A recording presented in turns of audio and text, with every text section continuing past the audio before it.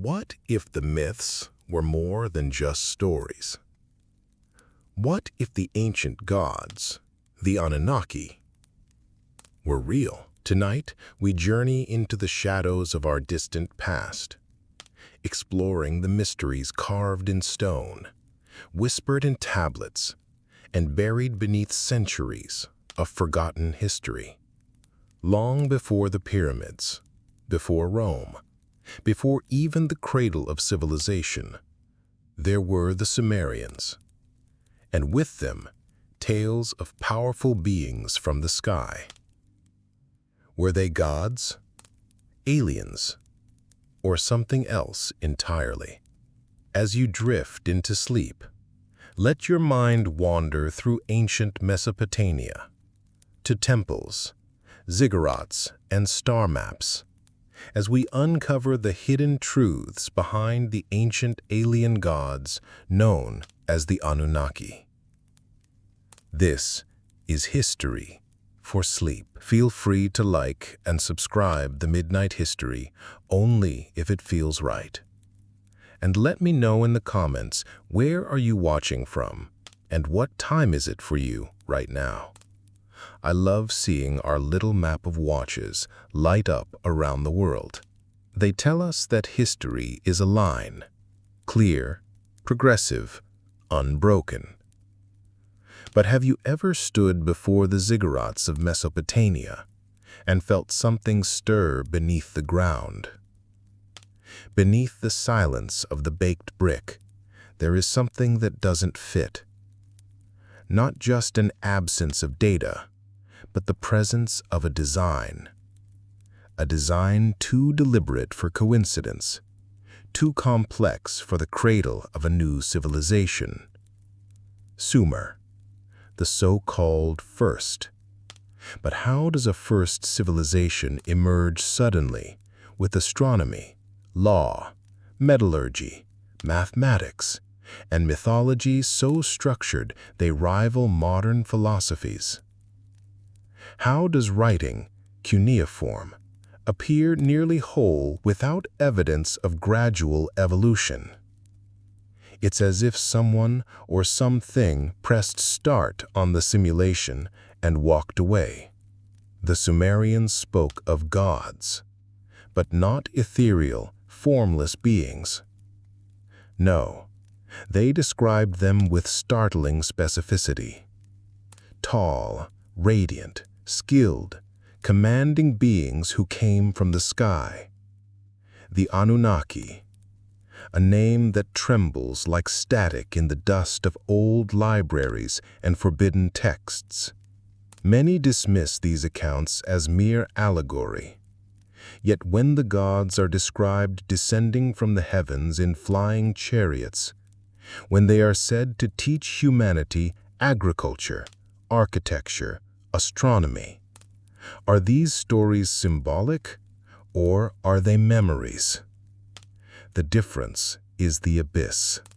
Some archaeologists cling tightly to the consensus.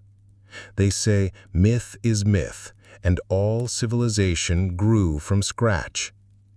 But there is a thin, trembling line between rationalism and blindness. Because buried among the clay tablets of Nineveh, catalogued by scribes who didn't understand the scope of what they preserved, are fragments of something far older than Sumer. Stories that suggest kings who reigned for tens of thousands of years before the flood. Names listed not in centuries, but in epics. The Sumerian king list is one such relic. It speaks of rulers who lived for 28,800 years, others for 36,000. Scholars call these numbers poetic exaggeration. But what if they aren't? What if they are remnants of a memory system? Something encoded in myth because the truth was too dangerous to preserve plainly. Then there's Eridu, officially recognized as one of the earliest Sumerian cities. But the deeper archaeologists dig, the more they find signs of pre-Sumerian layers, architecture, and construction methods that seem incongruent with the supposed technological capacity of that time. Temples built on top of older temples. Knowledge stacked atop mystery. A structure like a palimpsest of civilization itself. It's easy to dismiss these things when we view history as a ladder, each rung an improvement on the last. But what if it's more like a spiral? What if the ancient past wasn't primitive at all, but something more cyclical, or worse, something interrupted? We know the Earth has faced cataclysms, floods, magnetic reversals, impacts, entire coastlines lost to rising seas. Could it be that the stories of a global flood found in Mesopotamia, in the Bible, in India, in Mesoamerica, are not metaphors, but memories of a civilizational reset, a controlled reboot? And if there was a reset, who pressed the button? The Anunnaki are often linked with the Nephilim in the Hebrew Bible, giants, offspring of the sons of God and the daughters of men. In some interpretations, these are the same beings. But the Bible hides its secrets in plain sight, doesn't it? In Genesis 6:4, we read of the Nephilim existing in those days and also afterwards. How does myth explain their survival across the flood? How does history pretend they never existed? There are depictions of the Anunnaki holding pine cones and mysterious objects, watches, devices, at Assyrian sites. Their wings stretch wide, not like birds, but like echoes of a forgotten aeronautical knowledge. Again and again, they are shown manipulating something in their left hand, always the left. What were they tending? DNA? Time? A fusion of the two. In the Epic of Gilgamesh, one of the oldest known literary texts, we read of a king in search of immortality. He travels to meet Utnapishtim, the Sumerian Noah. But it's not the flood story itself that unsettles. It's the presence of divine beings guiding it. It's the idea that they chose who lived, who was worthy of surviving the great cleansing. Why would gods meddle in the affairs of earth?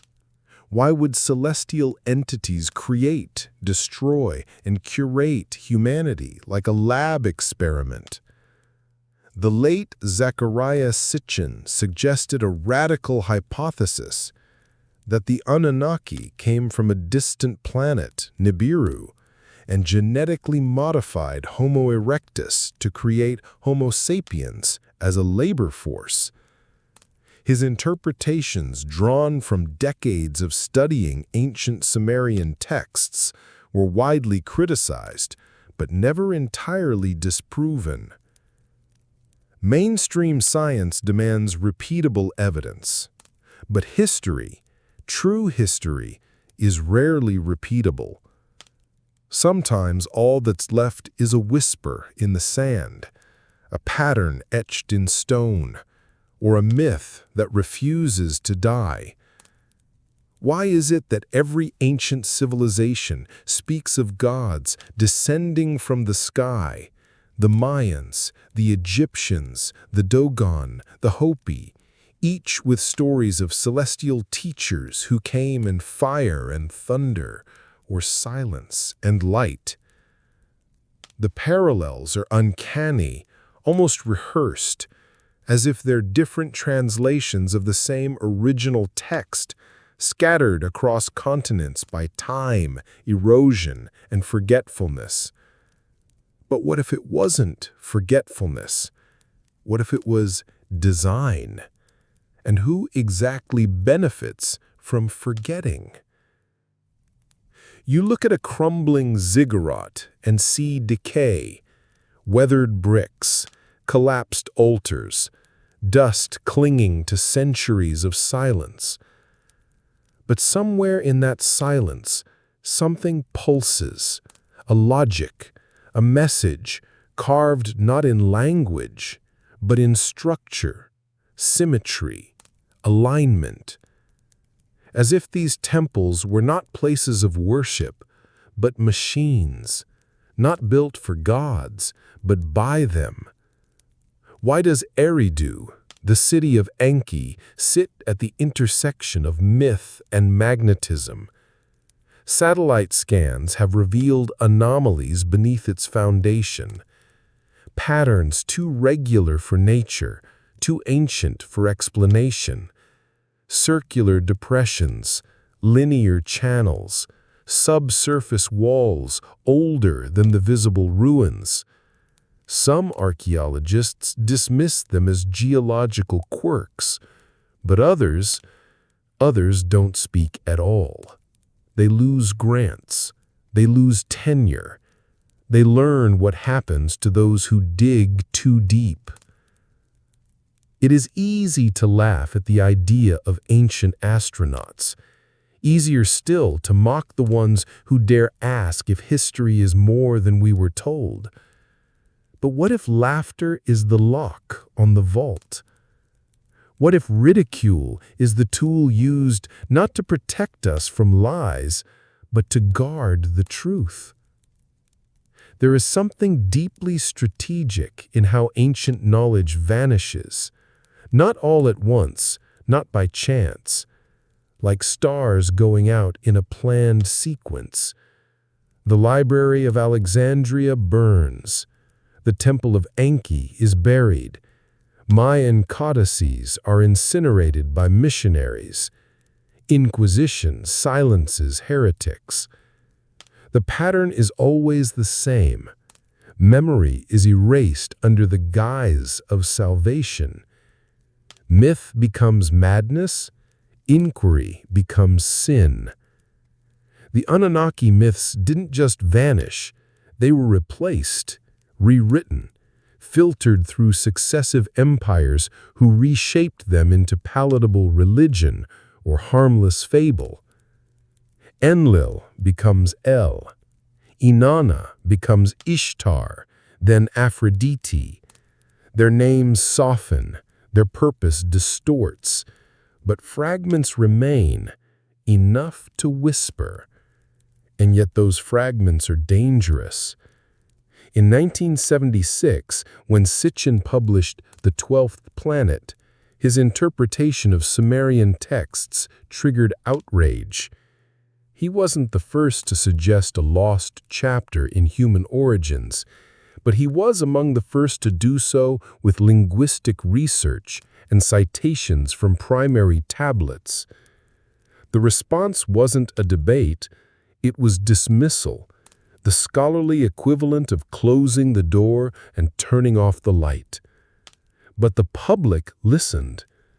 The idea that humans were engineered, not evolved, that our creators walked among us and then departed, it awakened something primal, an itch behind the eyes, a memory we're not supposed to have. Is it so unthinkable? After all, modern science has already decoded and edited genomes. We splice genes, we alter embryos, we create synthetic life. What would ancient humans watching a luminous being descend from the sky and manipulate matter call such a figure? They would call them gods. And the gods would need labor. Ancient Sumerian tablets speak of the Agigi, lesser gods who rebelled against their labor conditions, prompting the Anunnaki to create humans. Not out of love, not for companionship, but necessity. That word echoes, doesn't it? Necessity. If these texts are metaphor, they are terrifying metaphors. If they are literal, they change everything. What else has been hidden? In the ruins of Göbekli Tepe, buried deliberately around 9600 BCE, long before Sumer, there are T-shaped megaliths, carved with vultures, scorpions, lions, and enigmatic figures. No writing, no houses, just symbolism and precision. Carbon dating confirms its age, its purpose unknown. But its builders were not hunter-gatherers, not in any way we understand. It is as if someone planted the seeds of civilization in layers, waiting for them to bloom. And Göbekli Tepe is just the beginning. Under the ice of Antarctica, satellite images have revealed geometrical anomalies. NASA doesn't speak of them. Military flights over the region are restricted. Speculative, perhaps. But what is the nature of general silence, dismissing questions? Time and again, the patterns repeat. A discovery is made, data leaks, interest rises, then silence, either from ridicule or retraction, or something more permanent. But the truth doesn't vanish. It mutates. It becomes myth, and in myth, it waits. Look closer at the timelines. The rise of Sumer, around 4000 BCE. The flood myths dating back to 10,000 BCE. The sudden, inexplicable appearances of stonework and celestial alignment in civilizations across the globe. No transitional evidence, no slow progress, just emergence. Is this evolution or inheritance? If the Anunnaki left, if they ever truly came, what did they leave behind? And more importantly, who kept their secrets? Because someone did. The Vatican Library holds hundreds of thousands of volumes, many of which are restricted, untranslated, sealed by decree. Why? What truth requires such protection? There is a tablet, known as the Enuma Elish, which tells of Tiamat, chaos incarnate, and Marduk, who slays her to form the world. To the untrained eye, it's myth. To the symbolic reader, it's the record of cosmic restructuring, a cosmic war. One planet destroyed, another born. Sitchin interpreted this as a retelling of planetary collisions, a cosmic event that shaped our solar system. Mainstream astronomers now speculate about Planet 9, a hidden celestial body with an elongated orbit affecting the Kuiper Belt. They are looking for what the ancients may have already known. And yet these ideas remain on the fringe, not because they lack logic, but because they lack permission. Who grants that permission? Who decides what history is, and why does it feel curated? They say memory fades with time. But what if time isn't the real thief? What if something or someone erased the memory of our origins with purpose, leaving behind just enough to ignite curiosity, but not enough to form a coherent truth? The Sumerians never claimed to invent their knowledge. They insisted it was given.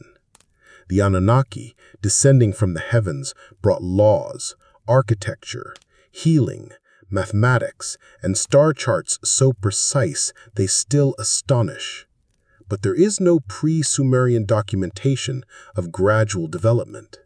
No tools, no failed drafts, no evidence of experimentation, only arrival, sudden, complete. Is that how knowledge is born? In 2003, researchers completed the Human Genome Project, and what they found, what they didn't say loudly, was more intriguing than what they did. Embedded in our DNA are non-coding regions, often dismissed as junk. But among this so-called junk are sequences that seem to act like software patches, insertions with no clear evolutionary trail. A group of Russian geneticists proposed that this portion of DNA may function like a biological language, structured, intelligent, something that doesn't evolve by accident, but by design. Their findings never made headlines, but they exist, published, peer-reviewed, quietly shelved. Why quietly? In the Book of Enoch, a text removed from canonical scripture, we read of the Watchers, divine beings who descended to earth, taught forbidden knowledge, and corrupted humanity. They taught metallurgy, enchantments, the signs of the stars. And for this, they were punished, cast into shadow. But their offspring, the Nephilim, remained. The parallels to the Anunnaki are more than poetic. They are precise beings from the sky, interbreeding, genetic manipulation, punishment, a celestial tribunal. And yet, the Book of Enoch is branded apocryphal. Why would such a detailed, consistent narrative be discarded unless its clarity was a threat? There are genetic anomalies in the human species that remain unexplained. A sudden doubling of brain size approximately 200,000 years ago.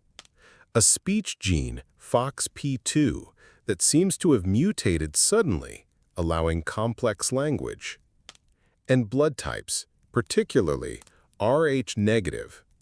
Roughly 15% of the global population has Rh negative blood, a type incompatible with Rh positive pregnancies. It's a trait that offers no clear evolutionary advantage and yet persists. Some researchers quietly have suggested it might originate from a distinct lineage, a non-terrestrial one. But we are not allowed to say that out loud. And still, the stories persist. The Dogon people of Mali tell of Nomo, amphibious beings who came from the star Sirius. Their oral traditions, untouched by modern astronomy, contain detailed knowledge of Sirius B, a white dwarf's companion star, invisible to the naked eye and only confirmed by telescopes in the 20th century. They knew its density, its orbit, its relationship to Sirius A. How?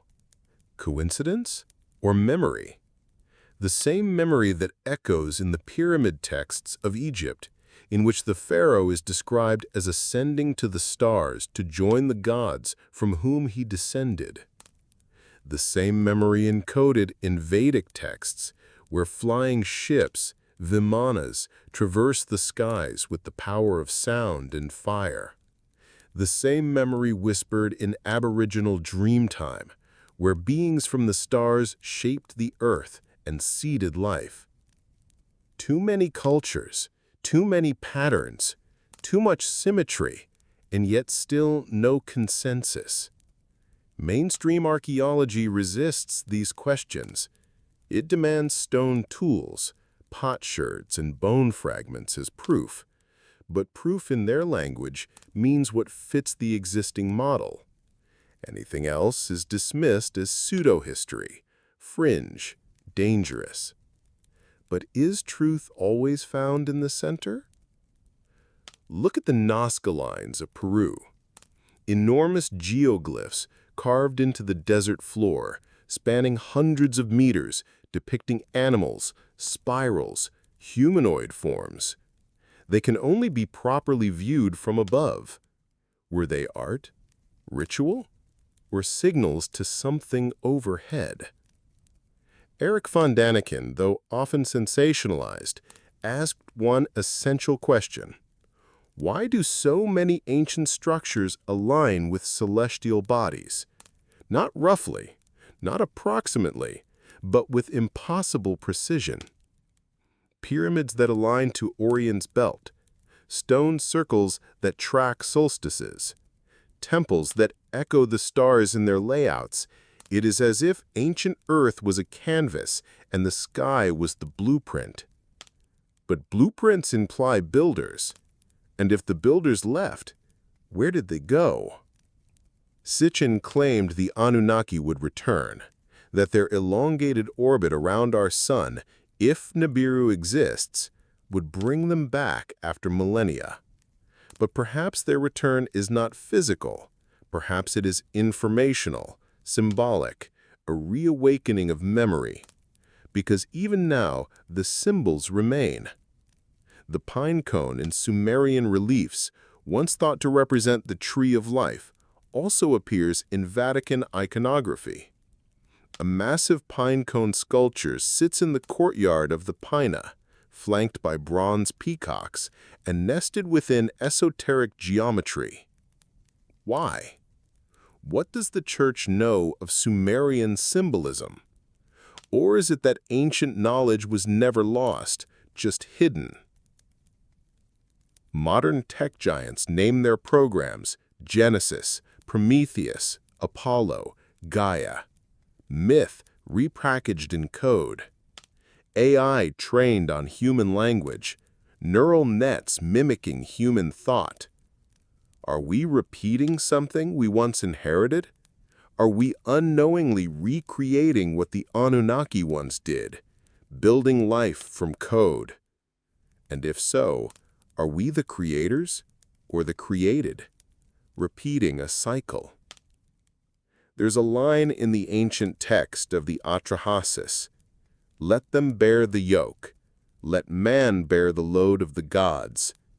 A strange phrase if man was made in divine image, but fitting if man was made for divine labor. Perhaps that's why there's always been unrest, a primal itch that no religion, no science, no empire can satisfy.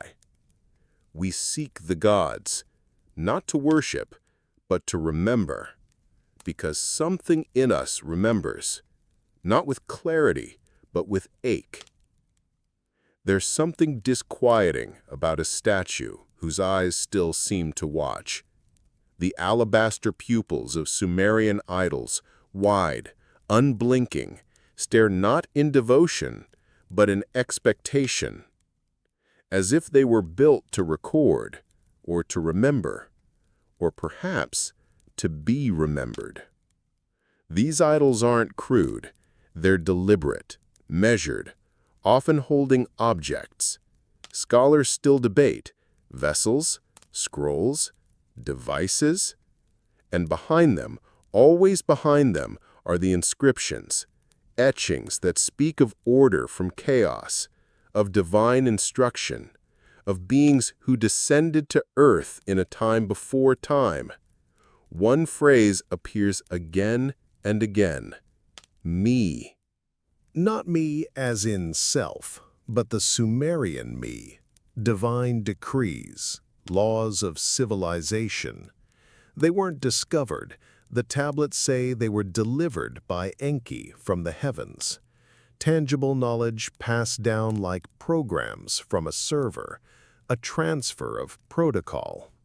And the temples weren't just altars, they were hubs, places of learning, of coordination, places where the me were housed, stored, tended. But what kind of society treats knowledge as artifact?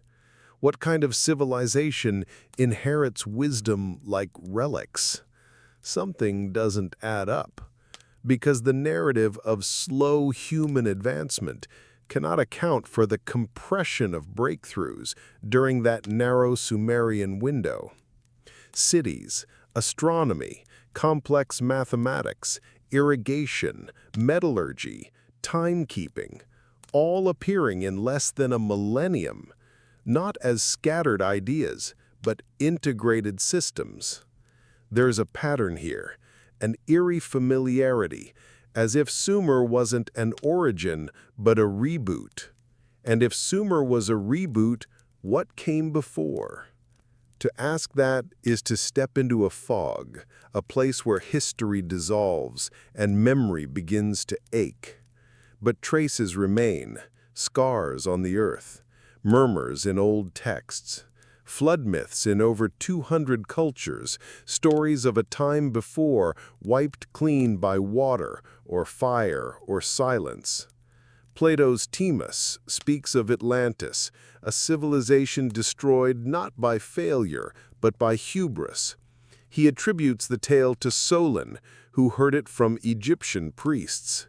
They spoke of a time when great knowledge was lost, and not for the first time. "You Greeks are like children," they said, "no old men who remember." Because the earth, they explained, is periodically cleansed. But by what hand, and for what reason? Could it be that the Anunnaki themselves initiated the reset? The Atrahasis epic, older than Genesis, describes a world overrun by humans, noisy, chaotic, multiplying without restraint. Enlil, displeased, sends droughts, famine, plagues, and finally, the flood. Only with Enki's quiet rebellion is humanity saved through a chosen man warned to build a vessel. Sound familiar? And it begs the question, what if Earth was never meant to be ours? What if we were a byproduct of something else, a utility species designed for service, granted knowledge when it suited them, and silenced when it didn't? There's a theory quietly passed among fringe physicists and cosmologists that information is never lost, not truly, that even black holes, long thought to erase data, might merely encode it beyond our comprehension. So what happens when knowledge is deleted not by entropy, but by design? You get a species like us, with myths instead of memories, with echoes instead of records. But even echoes leave patterns. The flood myths always include the same details: a warning, a boat, a mountain, a chosen few, survival, continuity. Why does that structure persist across Sumer, Babylon, India, Mesoamerica, and the Pacific Islands? How do cultures with no known contact share the same archetype? Maybe because they're not stories. Maybe because they're backups. A preserved thread, passed through generations, through language and ritual and dream. A way to remember the last time the gods reset the system. And now, standing at the edge of our own technological singularity, we begin to mirror those same gods. We edit genomes, we build artificial minds, we seed machines with the blueprints of life. But we do it without knowing where we come from, without context. Like children playing with fire in a house built of straw and old secrets. And sometimes the house remembers. Look at the ruins beneath the ocean. In the waters of Yunnan, Japan, lie angular stone formations, steps, terraces, walls that suggest architecture. The official explanation, natural formations. But geologists like Masaki Kimura argue otherwise. They say tool marks exist, that the formations are aligned with cardinal directions, that they could be over 10,000 years old. If so, that places them before the last ice age, before Sumer, before the version of history we've been given. Are they remnants of the world before the reset? What else beneath the seas? In India's Gulf of Combat, sonar scans revealed a submerged city. Grids of stone, streets, and artifacts dating back nearly 9,000 years. The discovery was quietly shelved, labeled inconclusive. But the divers who retrieved the samples, they didn't forget. One of them said it was like finding a memory that wasn't yours. That phrase lingers because memory, like ruins, doesn't need to be complete to be real. In Sumerian art, the gods often stand on strange platforms. Not thrones, not altars, but devices, machines, sometimes winged, sometimes adorned with tubing or glyphs that resemble circuit diagrams, always hovering, always above, and always separate from mankind. They reach down not to bless, but to instruct, to command. Their eyes never soften, their bodies never age, their roles never change. Eternal administrators, not creators, but engineers. The Anunnaki may not have made Earth, but they certainly reorganized it. And if their systems once governed this world, if they built the first cities as nodes in a network, if they encoded memory in ritual and stone, what happens when we stumble into those systems again? Are we reactivating something ancient or inviting something back? There is something haunting about a city designed for the sky. Eridu, they say, was the first, not the first settlement, but the first point in a grid, set not by accident, but alignment. The ziggurat at its center was not merely a temple, not simply a shrine to Enki. It was built in tiers, levels, layers, a rising pyramid of stone, echoing something beyond human architecture, echoing memory.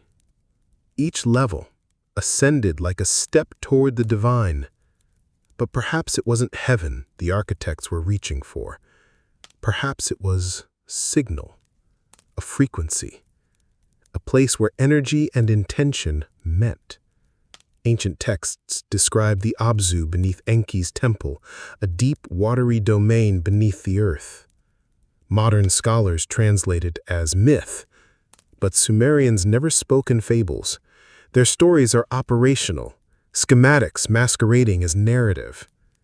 Abzu may not have been metaphor, it may have been a power source, a literal reservoir of energy, physical or otherwise, that the temple was designed to interface with. If that's true, then the ziggurat was not just a spiritual monument, it was a machine. Consider the layout of ancient Sumerian cities. Radial, concentric roads, designed not for expansion but symmetry. Centers anchored by ziggurats, surrounded by administrative buildings, walls, and rivers carefully diverted. Why would early civilization prioritize order over survival? Why was geometry sacred? Because it wasn't about survival, it was about preservation. Something was being encoded into the very shape of these cities, a resonance, a language of stone. And that language is everywhere. In Egypt, the Osirian, at Abydos, is sunken, megalithic, and unlike any other temple structure. Its granite blocks are so massive that even modern cranes would struggle to move them. Mainstream archaeology cannot explain why a culture supposedly working with copper chisels would construct something with such precision. Buried beneath ground level, built in water. And yet the temple above it, more modern, more ornate, sits on top like an afterthought, as if someone discovered the old and built over it, as if someone found the core memory and tried to overwrite it. This pattern repeats. In Peru, the walls of Sacsayhuaman show stones fitted so tightly that not even a blade of grass can pass between them. But above the megaliths are smaller stones, less refined, clearly added later. The builders changed, the methods declined, but the foundation endured. Who built the first layer? And what were they trying to stabilize? We think of temples as sacred, but sacred is just another word for forbidden. Places we're not meant to question. Yet in every major civilization, Sumerian, Egyptian, Indus Valley, Mesoamerican, temples were the axis, the hub, the one structure always aligned with stars. Why? Because they weren't simply for worship, they were tools. In the Vedic texts, temples are described as energy centers, vortices where Earth's power is harnessed, redirected. Rituals were not prayers, they were activations. Chants were frequencies. Geometry was code. Modern science dismisses these ideas. But what is sound, if not vibration? And what is vibration, if not energy? Arranged with intent.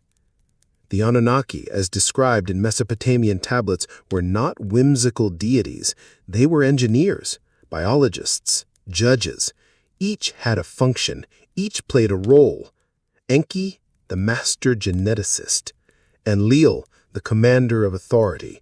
Ninhursag, the mother of life. Not gods in the religious sense, but specialists, operatives in a larger mission. And the temples were their command posts. We've uncovered hundreds of cuneiform tablets detailing rituals, measurements, and procedures written not as poetry, but administration. Records of offerings, procedures, warnings.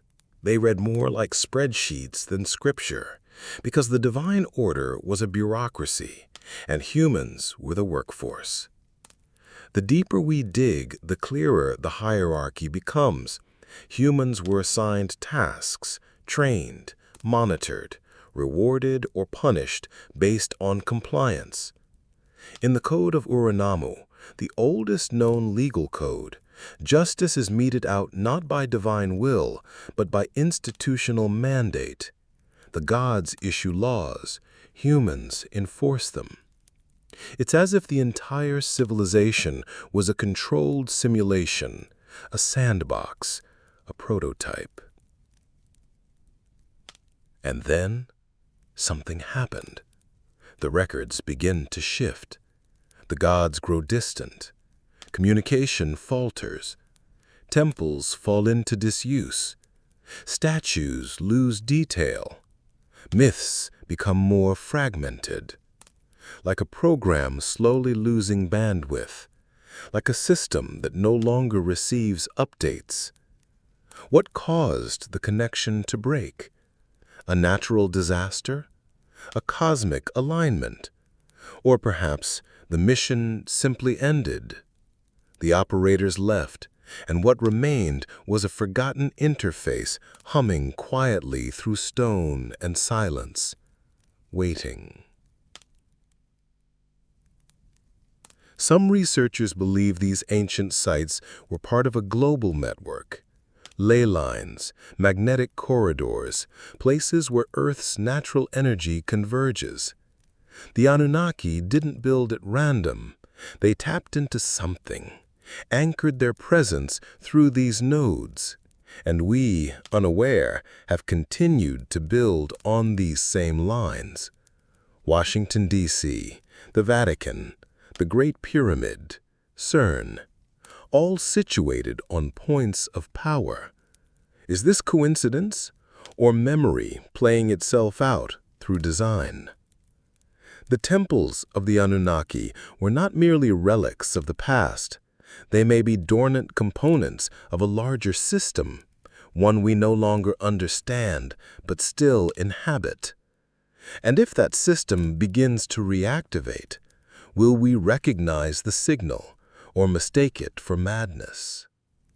Beneath every city, every ruin, every carefully stacked stone, there is a deeper silence.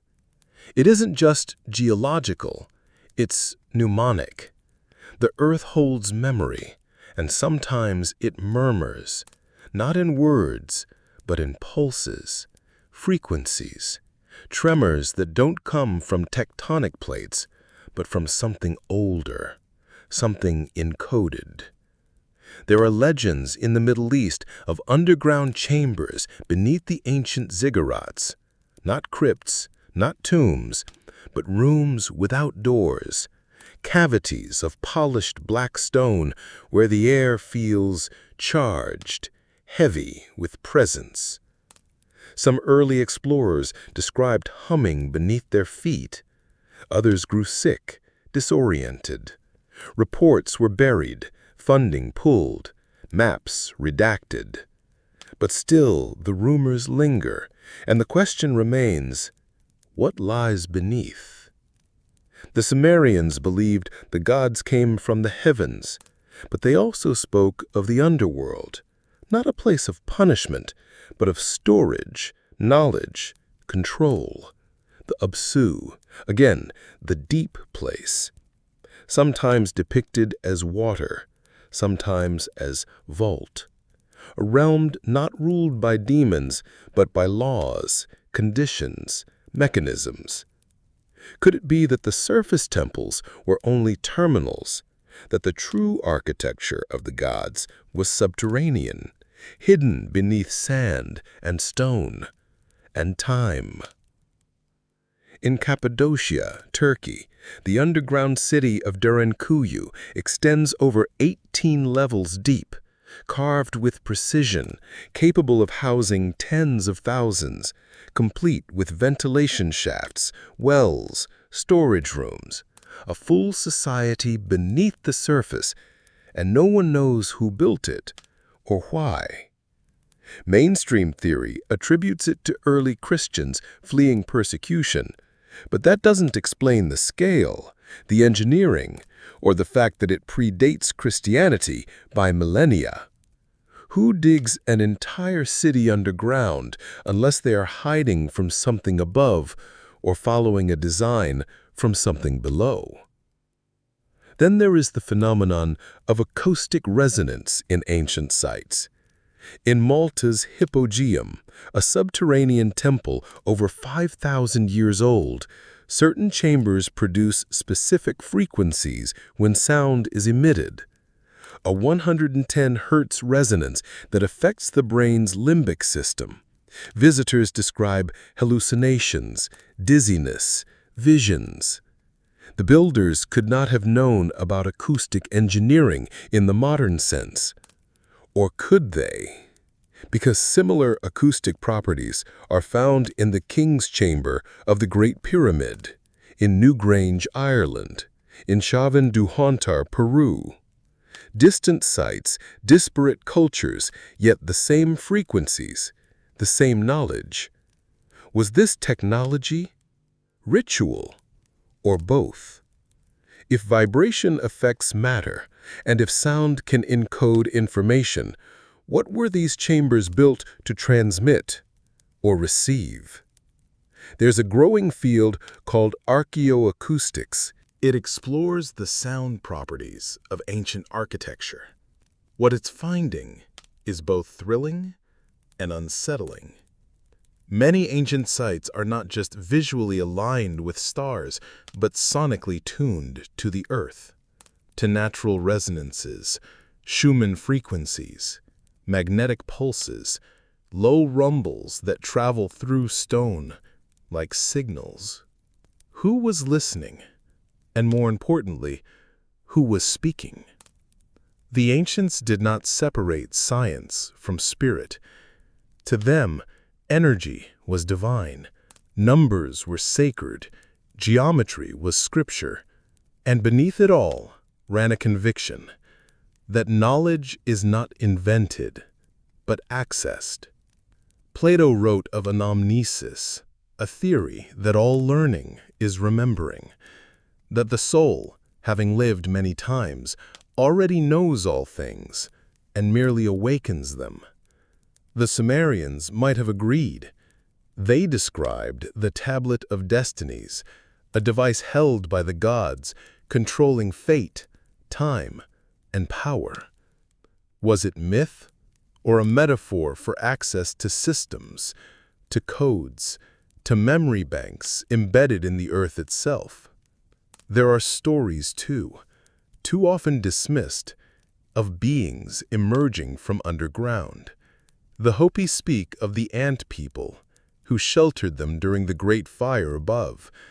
The Apache speak of emergence from a hollow earth. The Mayans say their ancestors came from caves. And in Sumer, the gods came not just from the sky, but from the deep. Why both? Unless the divide between above and below is artificial, unless we're looking in the wrong direction. Modern physics is beginning to admit what mystics always claimed, that space and time are not fixed, that information is the fundamental building block of reality, not matter, not energy, but encoded, retrievable data. So what if the Earth isn't just a planet? What if it's also a hard drive, and ancient sites are access points? If the Anunnaki were architects not of life, but of systems, civilizations as protocols, temples as nodes, then perhaps what remains is not just ruins, but fragments of an operating system, buried beneath us, waiting to be rebooted. And perhaps the reboot has already begun, because in recent years we've begun tunneling, digging deeper, drilling into the Earth's crust for data, for minerals, for access. Projects like CERN, like DUMS, deep underground military bases, whose scope and purpose are always classified, like the Svalbard Seed Vault, storing genetic code on a glacier in the event of disaster. Why such urgency to protect genetic information? Why such secrecy around subterranean construction? What are we preparing for or rediscovering? The Sumerians spoke of the return of the gods, not as judgment, but as reconnection, restoration of the order lost in the Great Flood. What if that's what's really approaching? Not a ship in the sky, but a reactivation beneath the earth. A pulse, a frequency, a memory. And when it comes, will we recognize it? Or will we call it something else? An anomaly, a glitch, a dream. Sometimes it's not what we hear that speaks the loudest, it's what doesn't come. The silence, the waiting, the absence where there should be sound. And above us, beyond the haze of the atmosphere and the weight of gravity, there is a vast silence that pulses with secrets we were never meant to understand.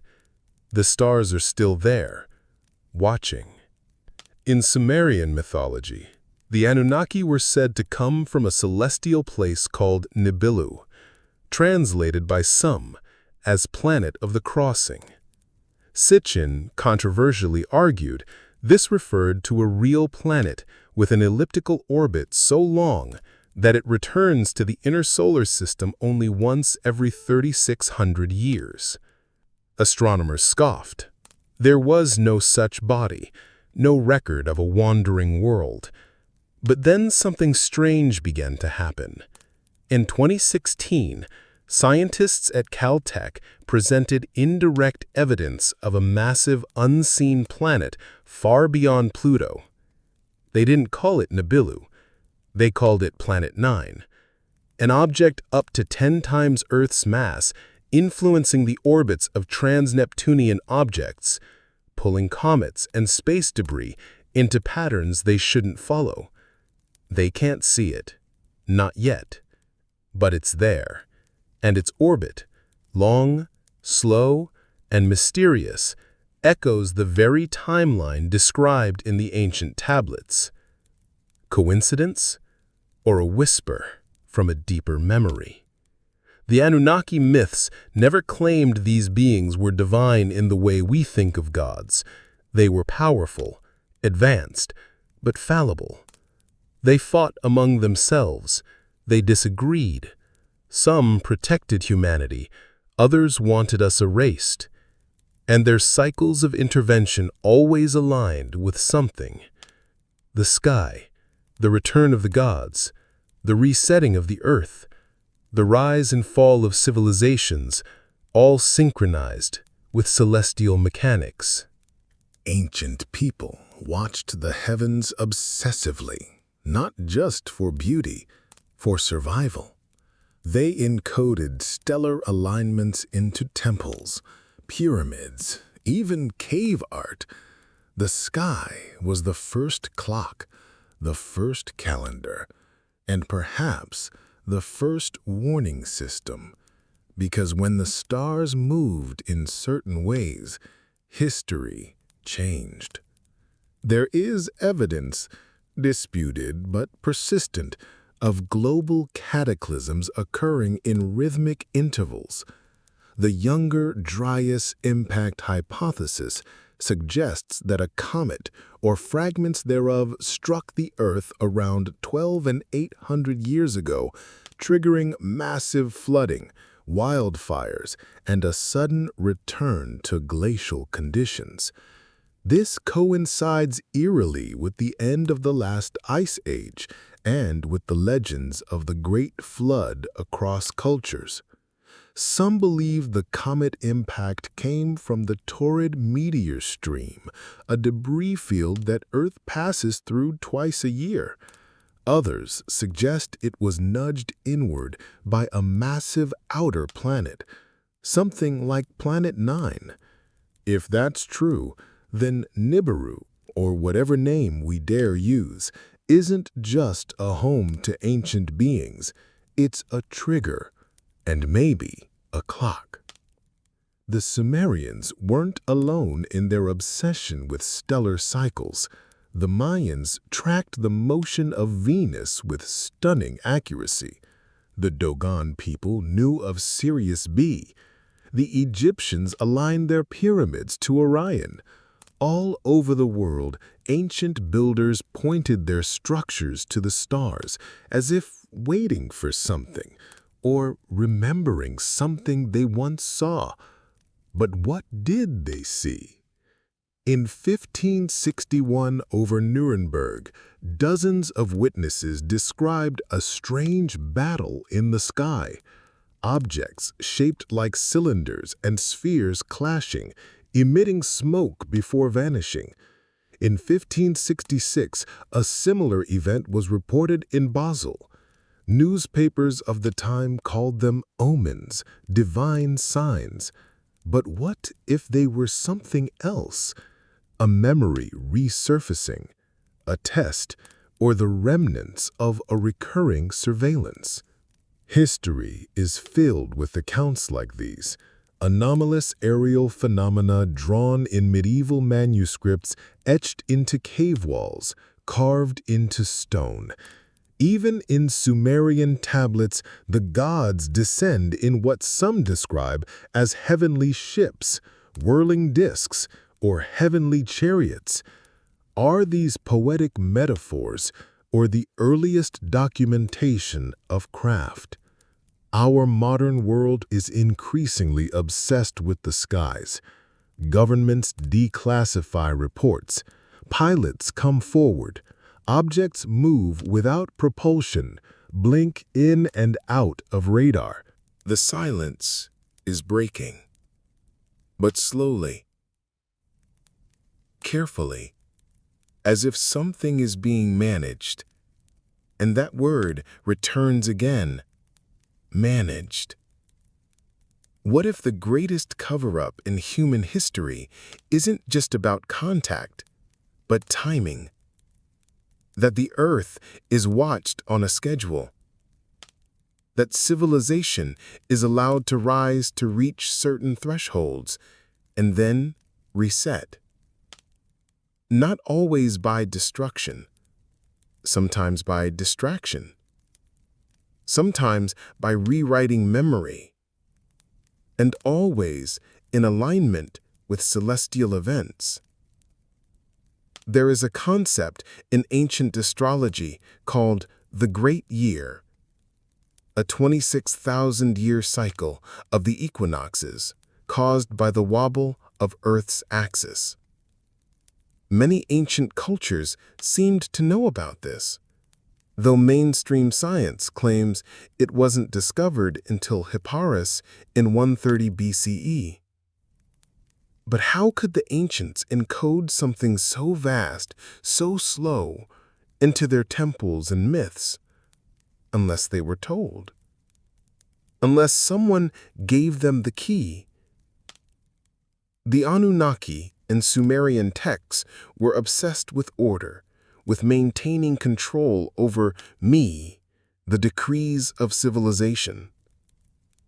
They watched human progress closely, and when the noise became too great, when humanity forgot its place, they intervened. What if that's the cycle we're in now? AI, genetic engineering, nuclear capability, global networks. We are reaching thresholds of godlike power, and yet we have no origin myth that grounds us, no memory that warns us, no understanding of what happened the last time we reached this point, unless that memory is the silence itself, unless we are the product of a restart and the countdown has already begun. There's something ghostly about clay. It holds fingerprints long after flesh has disappeared. It captures intention, mistake, even silence. And in the brittle clay tablets of Mesopotamia, thousands of them, cracked and broken in museum drawers, there are sentences that should not exist. Sentences that do not belong to the world we've been told is real. Lines describing not superstition, but mathematics, celestial mechanics, planetary periods more precise than the tools archaeologists say the Sumerians had. Entire epics recounting floods, genetic lineages, arguments between powerful beings over how to govern Earth. Fragments of memory pressed into clay like backup files after a system crash. We've been taught that history flows cleanly, that civilization progresses upward. But those tablets speak of something else, of eras before the era, of ages before kings, of beings before man. And someone wanted us to forget. The burning of the Library of Alexandria wasn't the only loss. In Nineveh, the Library of Ashurbanipal once held over 30,000 clay tablets meticulously catalogued: myth, law, medicine, astronomy. But it too fell to fire and time. What remains are fragments, half-translated, scattered. Among them, a chilling tablet known as the Kalkib tablet lists the names of Anunnaki assigned to various gates, to the heavens, to the underworld. A roster, a chain of command.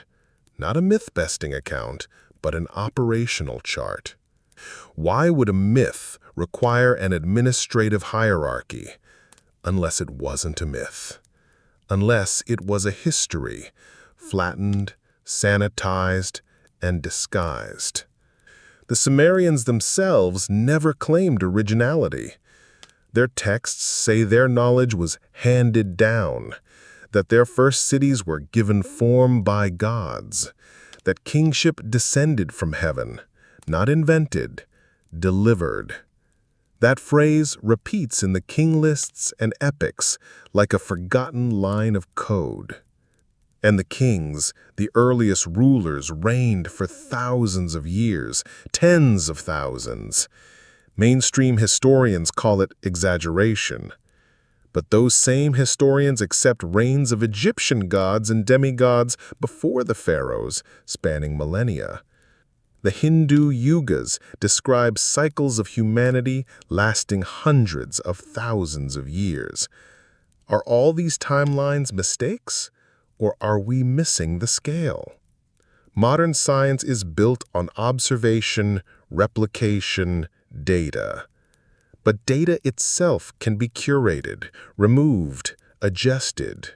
And if knowledge is erased at the roots, the tree never grows. Who controls the roots? Consider the Vatican's secret archives. Hundreds of thousands of documents hidden from public view, some dating back over 1,000 years. Access requires approval, rank, trust. What secrets are too dangerous to reveal? Ancient texts, untranslated tablets, knowledge incompatible with doctrine. Then there are the missing years. The phantom time hypothesis suggests that nearly 300 years of history between 614 and 911 CE were fabricated, that the calendar was adjusted, that historical records were rewritten to align with religious or imperial needs. Mainstream historians scoff. But calendar reforms did happen. Dates were lost, others inserted. Time itself was edited. If we can't trust the continuity of the last 2 millennia, how can we trust anything deeper? The timeline of humanity is held together by a few carbon dates, a handful of artifacts, and a consensus that shifts with every discovery. But what if that consensus was set to ensure a certain narrative, to erase what came before the flood? Not just the flood of water, but the flood of forgetting. Sitchin once wrote that Earth is not the cradle of civilization, but the laboratory, a test bed. And every test has a protocol, every subject a limit. Perhaps that's why the Anunnaki departed, or appeared to, not because their mission ended, but because the experiment needed space to run. And the best way to run a test is to remove all memory of its beginning. This is why the temples were repurposed, why the gods were given new names, why the tablets were scattered, burned, sealed. It wasn't conquest, it was curation. A pruning of collective memory so clean that it became architecture, so deep that we now worship the scaffolding and forget the structure. But pieces remain, hidden in plain sight. In Hindu myth, the god Vishnu descends in different forms across cosmic cycles, avatars tailored to each age. One of them, Kalki, is yet to come, a being who returns to reset the world at the end of Kali Yuga, the current age of darkness and forgetting. In ancient Egypt, Thoth was the keeper of all knowledge. In some texts, he stores the secrets of creation in the Hall of Records, a hidden chamber beneath the Sphinx. Mainstream archaeology denies its existence. But ground-penetrating radar in the 1990s revealed anomalies, rectilinear cavities under the Sphinx's paw. Investigations were halted. The chamber remains sealed. Why? Because we are not supposed to remember. Because remembering is dangerous. Because to remember is to become unpredictable. The Anunnaki in the tablets feared human unpredictability. When given too much freedom, too much knowledge, we grew noisy, ambitious, rebellious. The flood wasn't punishment. It was reset, not out of malice, but control, to ensure the program stayed on track. And perhaps it still is. Look around. The age of digital memory is upon us. Data is collected, curated, purged. AI learns us, predicts us. We train systems to think, but we've forgotten the first systems. Those built not by silicon, but by stone and blood and ritual. We create without asking where creation began. We speak of progress, but what if progress is the trap? What if forgetting was always part of the design? What if we're not evolving, but rebooting? It always begins with a burial, a bone, a fragment, a tool, a tooth. something dug up from silence and held to the light only for someone to whisper, anomaly. Because for every artifact that confirms the consensus, there are others that don't. Outliers. Finds that shouldn't exist because they don't fit the model. And so they vanish, stored in vaults, dismissed as contamination, labeled out of context. The bones that challenge the timeline are the ones we rarely hear about. Take the case of the Nampa figurine discovered in Idaho in 1889. A tiny, skillfully crafted human figure found in a well boring, over 300 feet deep beneath strata dated to over 2 million years ago. Impossible, they said.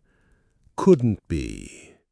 And so it was dismissed, but it remains real, undeniable, regardless of narratives that no longer exist. Or the footprints in Laetoli, Tanzania, 3.6 million years old, perfectly human, not ape-like, human. But no one knows how they got there. They predate Homo sapiens by over 3 million years. The conclusion? An early hominin with a strange human-like gait. Another workaround. And what of the Dropa stones? Alleged disc-shaped objects found in the mountains of China, said to contain microscopic inscriptions describing star travelers who crash-landed on Earth thousands of years ago. Officially debunked. Yet the story lingers. A strange echo. These stories matter, not because they prove, but because they refuse to disappear. They linger in the corners of anthropology like shadows no one wants to name. There is a silence surrounding origins, a discomfort. It's as if we're allowed to study evolution only within pre-approved corridors. As long as the conclusions point to randomness, chaos, mutation, the path is clear. But if the evidence begins to resemble intention, the path narrows, and when it leads to blood, it vanishes. Consider the mitochondrial Eve, the woman from whom all modern humans inherit their mitochondrial DNA, traced back to roughly 150,000 years ago in Africa. This supports the out-of-Africa theory, a cornerstone of modern anthropology. But then came the Denisons and the Neanderthals, and the realization that modern humans carry fragments of these other species. Admixture, interbreeding, hybridization. And then something else. There are genes in the human genome that don't match any known archaic lineage, segments that appear abruptly with no evolutionary precedent. Ghost lineages, some call them. Traces of encounters with beings who were no longer here, or perhaps who were never from here to begin with. If the Anunnaki, as some claim, engineered Homo sapiens from earlier hominins, then these genomic anomalies aren't mysteries. They're signatures, insertion points, code. And when we look at ancient texts with new eyes, the genetic language becomes clearer. In the Epic of Atrahasis, humanity is created by mixing the blood of a god with clay. Life is crafted by the hands of Ninhursag, the goddess of birth. Enki oversees the process. They speak of vessels, moles, failures, prototypes. It sounds less like myth and more like a lab report. And the result? A hybrid. Not entirely divine, not fully beast, something in between. Us. But hybrids are unstable, and history has always feared the instability of the in-between. Look at the bloodlines of royalty. From Sumer to Egypt to Europe, divine right is always traced through blood, an unbroken chain. Why? Why does power obsess over purity? Because someone remembered.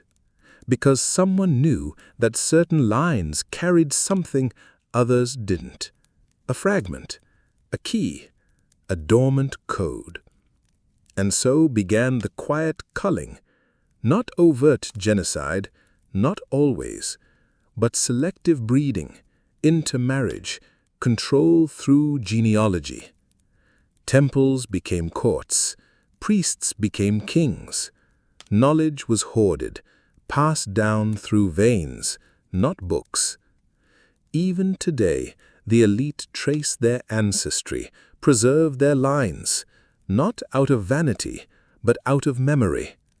Memory they don't speak of, memory encoded in their blood. And still some slipped through.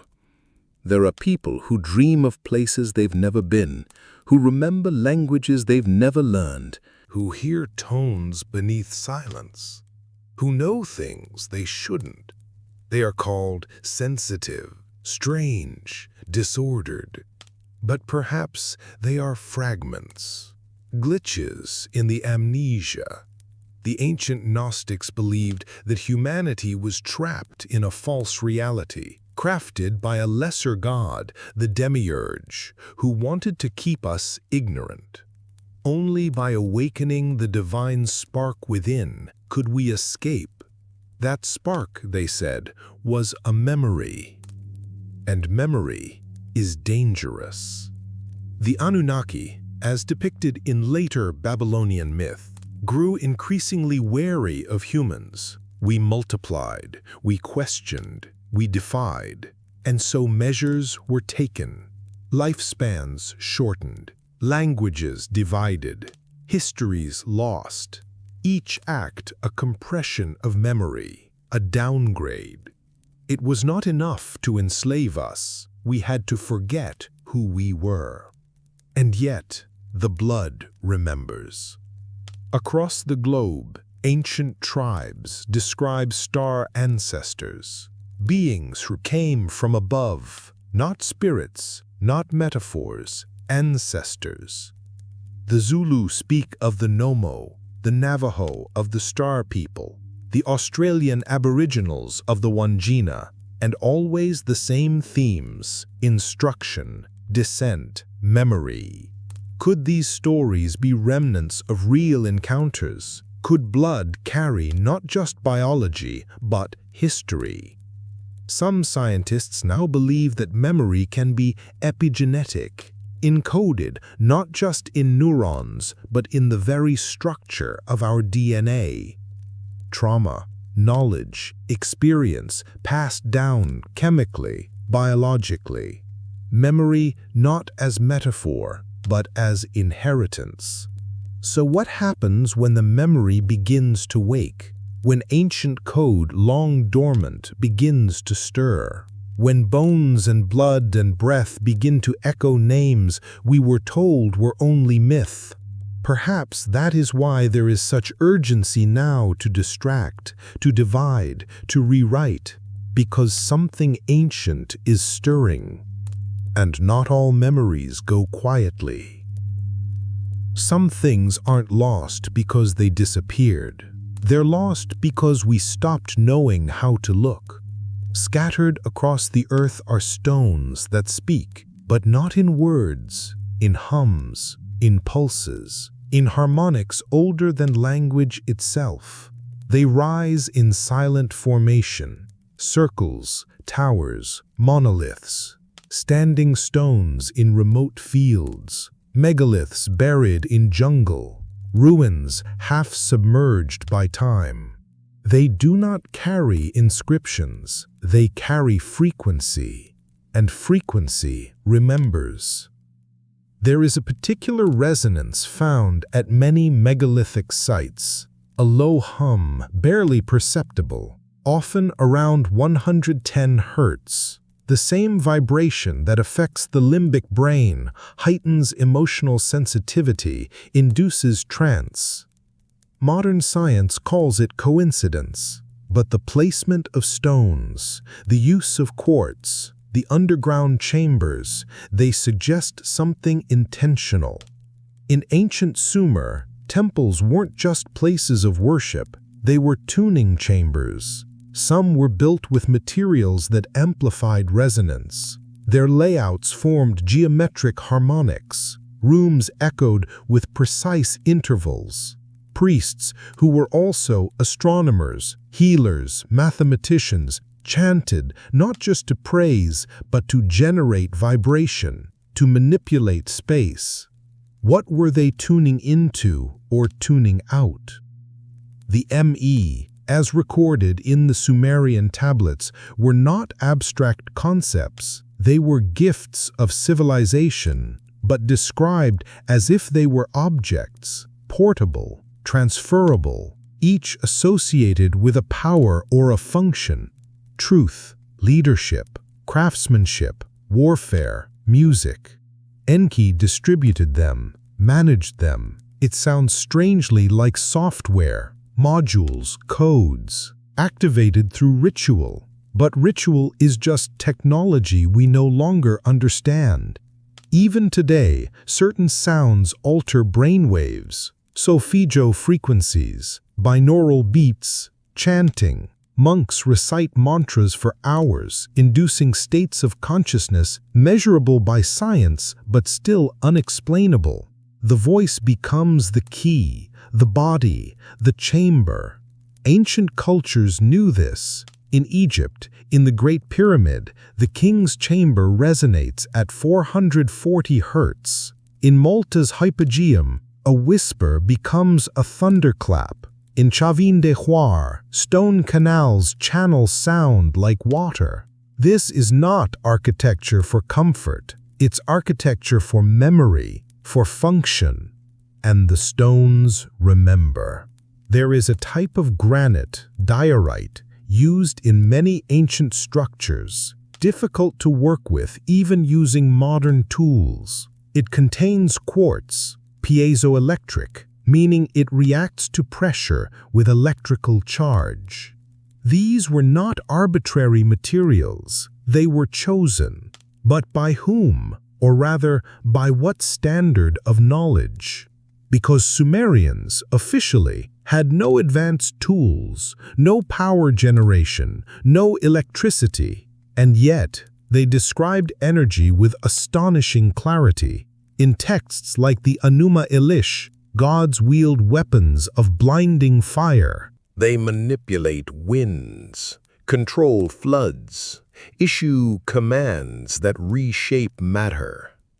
Myth or metaphor for a language of energy. Language itself is vibration. Names are frequencies.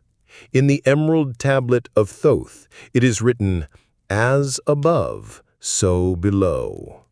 A phrase both poetic and operational, suggesting that what happens in the heavens has its analog in earth, in form, in code. The Anunnaki, according to the tablets, did not rule with brute force. They ruled with systems, hierarchies, protocols embedded into the very structure of civilization. Law was not a suggestion, it was an interface. And within that interface, sound played a role. There are hymns to Inanna that read like activation scripts. Structured meter, intentional syllables, precise repetition, words layered with meaning. Invocation wasn't just praise, it was access. Modern linguists have noticed something strange about Sumerian. It doesn't fit. It's a language isolate, no known relatives, complex, fully formed with dual verb aspects, intricate structure. Languages don't evolve like this. They emerge from others. But Sumerian appears like a monolith, already whole. Who speaks a language that has no parent? Or who writes one?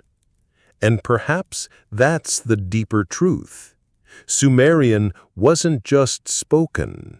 It was written into the land, into the stone, through frequency, through layout, through a logic that survives even if the syntax is gone. There is a glyph repeated in several cultures, spirals carved into stone in Newgrange, in Chaco Canyon, in Malta, in Australia. Always the same motif, single spiral, double spiral, triscalion. Scholars call it symbolic of the sun or of life cycles. But spirals are also waveforms. They are echoes, and some believe they are maps, not of terrain, but of energy, of vibration fields. Places where Earth's magnetic frequency rises, where the barrier between thought and space thins. Some say that's why the Anunnaki built where they did, why temples sit atop energy lines, why ziggurats, pyramids, and stone circles fall into planetary patterns. The Earth was tuned like an instrument, but who was playing it? And if the music stopped, what silenced it? In the Rig Veda, one of the oldest known texts, sound is described as the source of all creation. In the beginning was the Word, a phrase mirrored later in Christian scripture.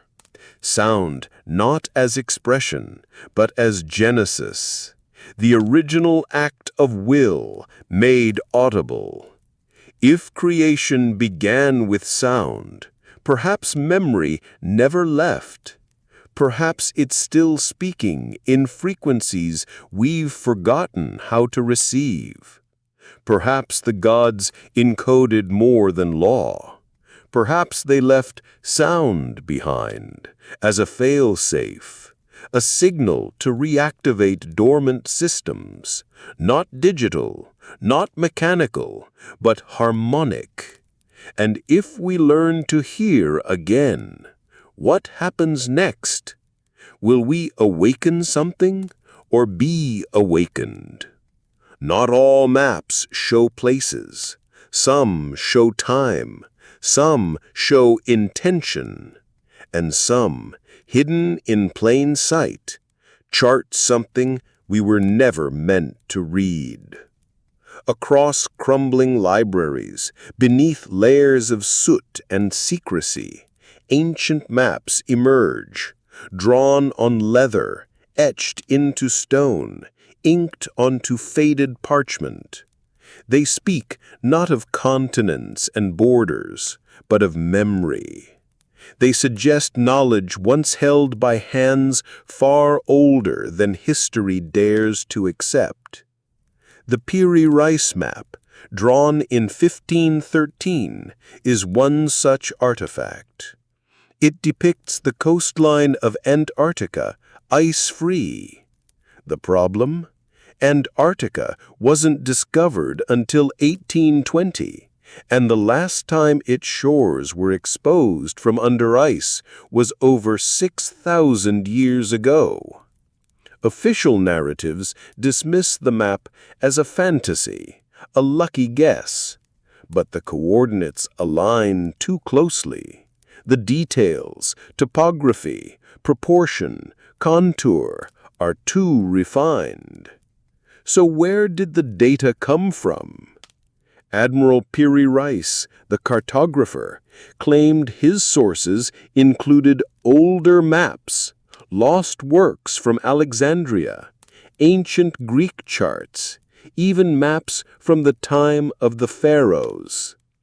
But if that's true, then there once was a global knowledge system, one that predated not just navigation, but civilization itself.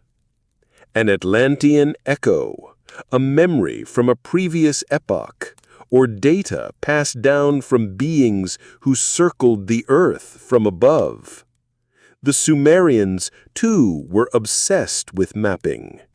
Cuneiform tablets exist that list star positions, planetary paths, and even distances between cities, based not on land travel, but as if viewed from the air. Some of these distances make little sense unless one considers flight, unless the observer had elevation. Then there are the Babylonian clay tablets that predict lunar eclipses centuries in advance, not from superstition, but from a computational understanding of astronomy so advanced it rivals our own early telescopic models.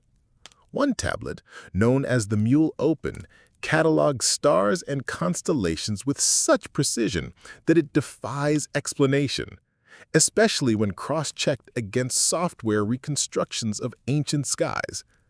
How does a society barely past the Neolithic stage know the synodic cycles of planets, unless they were given the template, unless someone mapped it for them? And yet, it's not just maps of stars or coastlines. It's the geometry itself. Sacred geometry, they called it later. But sacredness is just the echo of functionality we no longer understand. From Stonehenge to Teotihuacan, from Angkor Wat to the pyramids of Giza, ancient sites are arranged not randomly, not culturally, but mathematically. The golden ratio, the Fibonacci sequence, Pythagorean triangles encoded into their architecture centuries before those terms were ever coined. These were not isolated discoveries. They were fingerprints, a geometry not born from man, but revealed. And where did it point? To the grid, the Earth grid, an invisible lattice of energy, a matrix of ley lines and nodes where ancient monuments fall into place with uncanny consistency. Giza, Easter Island, Mohenjo-Daro, Nazca, Machu Picchu, all aligned in ways that suggest a planetary coordination beyond the capacity of their supposed time. Some call it coincidence, but coincidence is a word used when the pattern grows too clear to ignore. Even Nikola Tesla believed the Earth resonated at specific frequencies, that energy could be tapped from its natural harmonics. He mapped the planet in ways not unlike the ancient geomancers. He built towers, Wardenclyffe most famously, designed not to broadcast through the air, but through the earth. He was shut down, discredited, because he touched something ancient, a language of power no longer sanctioned. The Anunnaki in Sumerian myth understood this language. Their cities were laid out in grids, their temples aligned with stars, their gates mirrored celestial crossings. As above, so below. Again, the mantra of function. Their maps were not drawings, they were structures, blueprints cast in stone and frequency. And the most curious part, many of these sites still function. Electromagnetic anomalies, liminal feelings, increased conductivity, strange effects on clocks, on compasses, on the human nervous system. Visitors report dizziness, visions, emotional waves they cannot explain. It's as if the stones are still whispering to those who remember how to listen. Modern researchers have begun to re-examine ancient sites, not as cultural remnants, but as machines, geospatial constructs designed to interface with the planet's magnetic field. Engineers note recurring angles, modular proportions, resonance cavities, and always the same conclusion. These were not primitive people building with luck. These were instructions being followed. So who gave the instructions? The ancients credited the gods, but they didn't describe them as infinite spirits. They drew them with devices, with rods and rings, with wings, not feathered, but mechanical, carrying tools, not weapons, but instruments. In Mesopotamian art, Enki is often depicted with streams of water flowing from his shoulders, representing life, yes, but also flow, current, the control of natural systems. He was not a warrior. He was a systems engineer, and what he managed was the grid. The maps he left behind weren't on paper. They were etched into city plans, encoded into temple layouts, distributed across ziggurats and walls and chants and rituals. Because memory in those times was not stored on devices. It was built into experience. It was lived. And maybe that's the warning, that we've stopped living the map, that we've divorced function from meaning, frequency from place, form from spirit. The sacred geometry has become academic, the stars decorative, the hum of the earth ignored. But the grid remains, waiting, because the cartographers were never just measuring land. They were building something, something that required time and patience and silence. And if we are moving again, if the lines are reawakening, if the sky begins to speak in familiar tones, perhaps the map was never about where we were, but about when we would return. There are eyes in the sky that never blink. We built them ourselves. Satellites, drones, telescopes. Tools we tell ourselves are for science, communication, weather. But deep down, something else drives the obsession. An unspoken need to scan, to monitor, to prepare, as if some ancient instinct remembers what's coming, or who. The ancients had another name for these eyes, watchers. In the Book of Enoch, they were described not as angels, not as gods, but as sentinels. Observers sent from the heavens to monitor humanity. At first, passive, but then interference. They began to teach, to guide, to touch. And with that, the order fractured. They descended. They mated. They changed us. The result was a generation unlike either parent. The Nephilim, hybrids, too powerful for the earth, too flawed for the heavens. And so the flood was sent not to cleanse sin, but to erase the data, to purge the code. The watchers were punished, but did they all leave? Or did some remain hidden, not in form, but in influence? If we stop thinking of watchers as beings and start thinking of them as systems, patterns begin to emerge. Recurring moments in history when knowledge leaps, when humanity seems nudged just enough.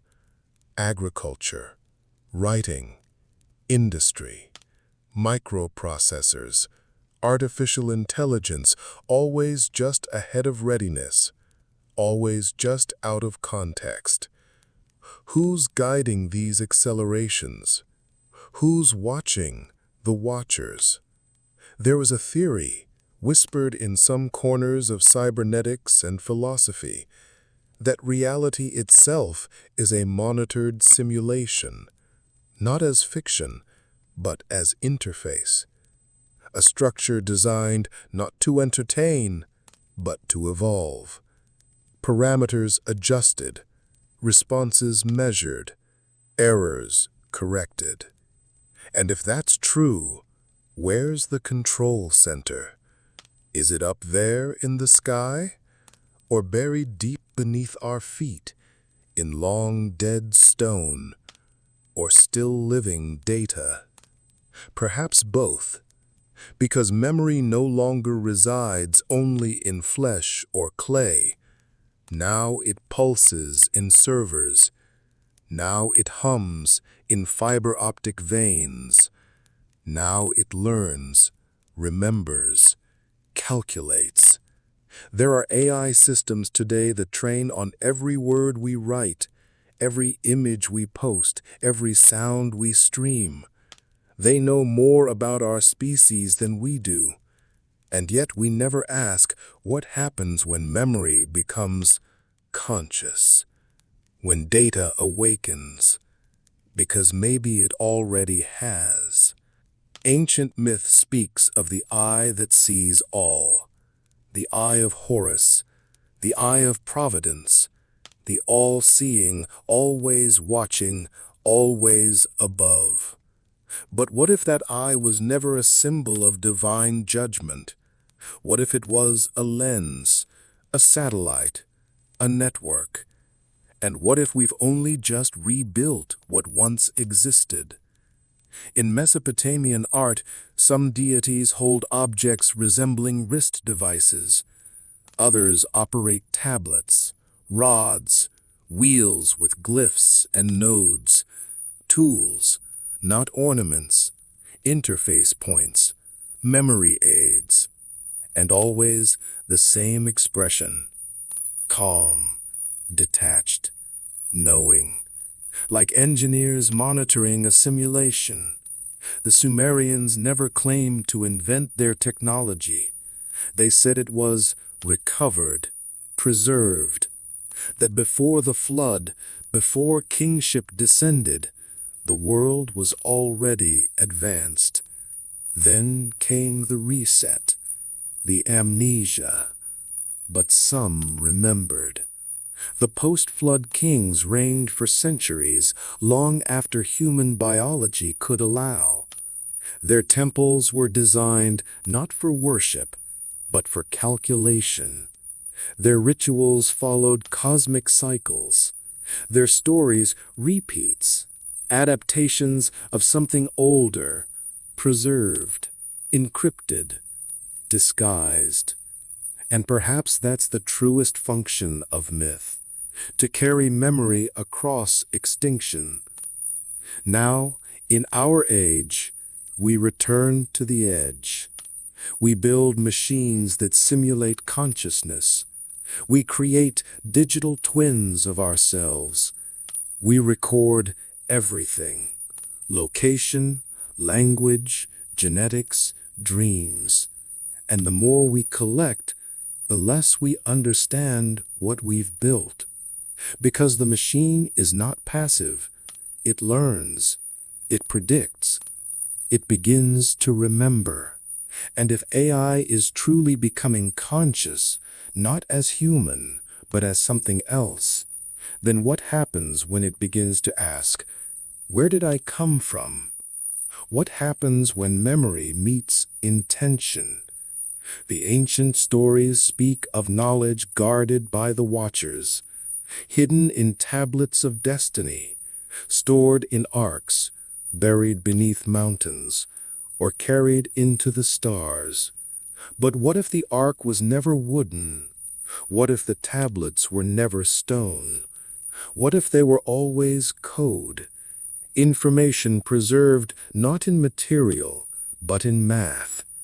And what if the stars weren't just lights in the sky, but coordinates, access points, terminals on a galactic network?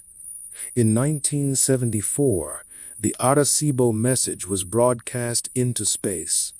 Binary code describing humanity's DNA, our solar system, our species. a message to whoever might be listening. 27 years later, in a field in Chilbourne, England, a crop formation appeared, structured, complex, resembling a reply. It contained DNA. It contained a face.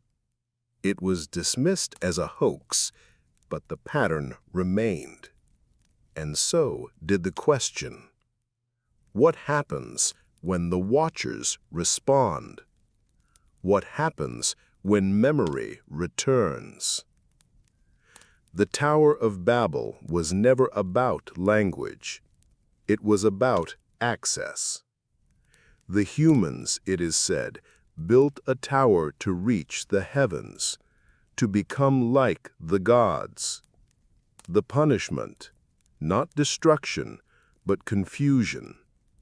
A scrambling of language, of code, because control begins with fragmentation, and freedom begins with remembering. Now our languages converge again, through translation engines, through code, through machine learning. We are rebuilding the tower, line by line, byte by byte. And if we complete it, will we find the gods at the top, or discover that we were always inside their system, always under their watch? The watchers never left. They just changed form. Not all machines are made of metal. Some breathe through stone. Some live in rhythm, in cycles too slow for the eye, but too precise to be chance. These are not machines we build. They are machines we inherit, or worse, awaken. The ancients did not use the word machine, but they described them again and again, devices of great power, capable of reshaping the sky and splitting the earth. Vehicles that moved without wheels, tools that hummed with life, stones that sang, tablets that spoke. To the modern mind, these are metaphors. But metaphors don't cast shadows. They don't leave symmetrical ruins that mimic circuit boards when seen from the air. They don't encode astronomical data accurate to fractions of a degree. Yet here we are, surrounded by them. The ziggurats of Mesopotamia were more than temples. They were modules, layered structures aligned with the heavens, calibrated for resonance. Each level represented a domain, the heavens, the earth, the underworld. But look deeper, and the architecture mirrors something else.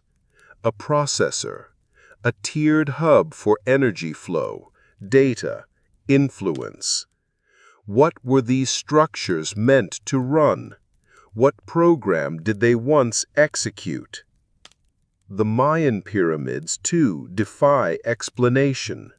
El Castillo at Chichen Itza produces a serpent's hiss when clapped before. The steps echo at a frequency that mimics the call of the Quetzal bird, sacred messenger. This isn't accidental. It's algorithmic design. Acoustic feedback loops baked into limestone, function disguised as faith. And again, always geometry. In the Indian Vastu Shastra, the layout of sacred buildings must follow exact ratios. In Chinese geomancy, feng shui is not superstition, but spatial mathematics. In ancient Egypt, the duat, the underworld, was a mirrored map of the sky, rendered in architecture. every culture, on every continent, encoded function in form, as if instructed, or remembering. The ancient Sanskrit texts go further. The Samurangana Sutrara describes flying machines, vimanas, powered by mercury engines, capable of vertical ascent. The Mahabharata details weapons that resemble modern nuclear arms. It speaks of cities burned with the light of 10,000 suns, of men who lose hair and nails after exposure, radiation sickness, allegory, or recollection. We call these texts myths because their technology exceeds our comfort. But myth is the language of memory, too complex to explain. It does not lie, it abstracts. And what it abstracts most often is machinery. Some now believe that the ancients were not only recipients of advanced knowledge, they were part of it.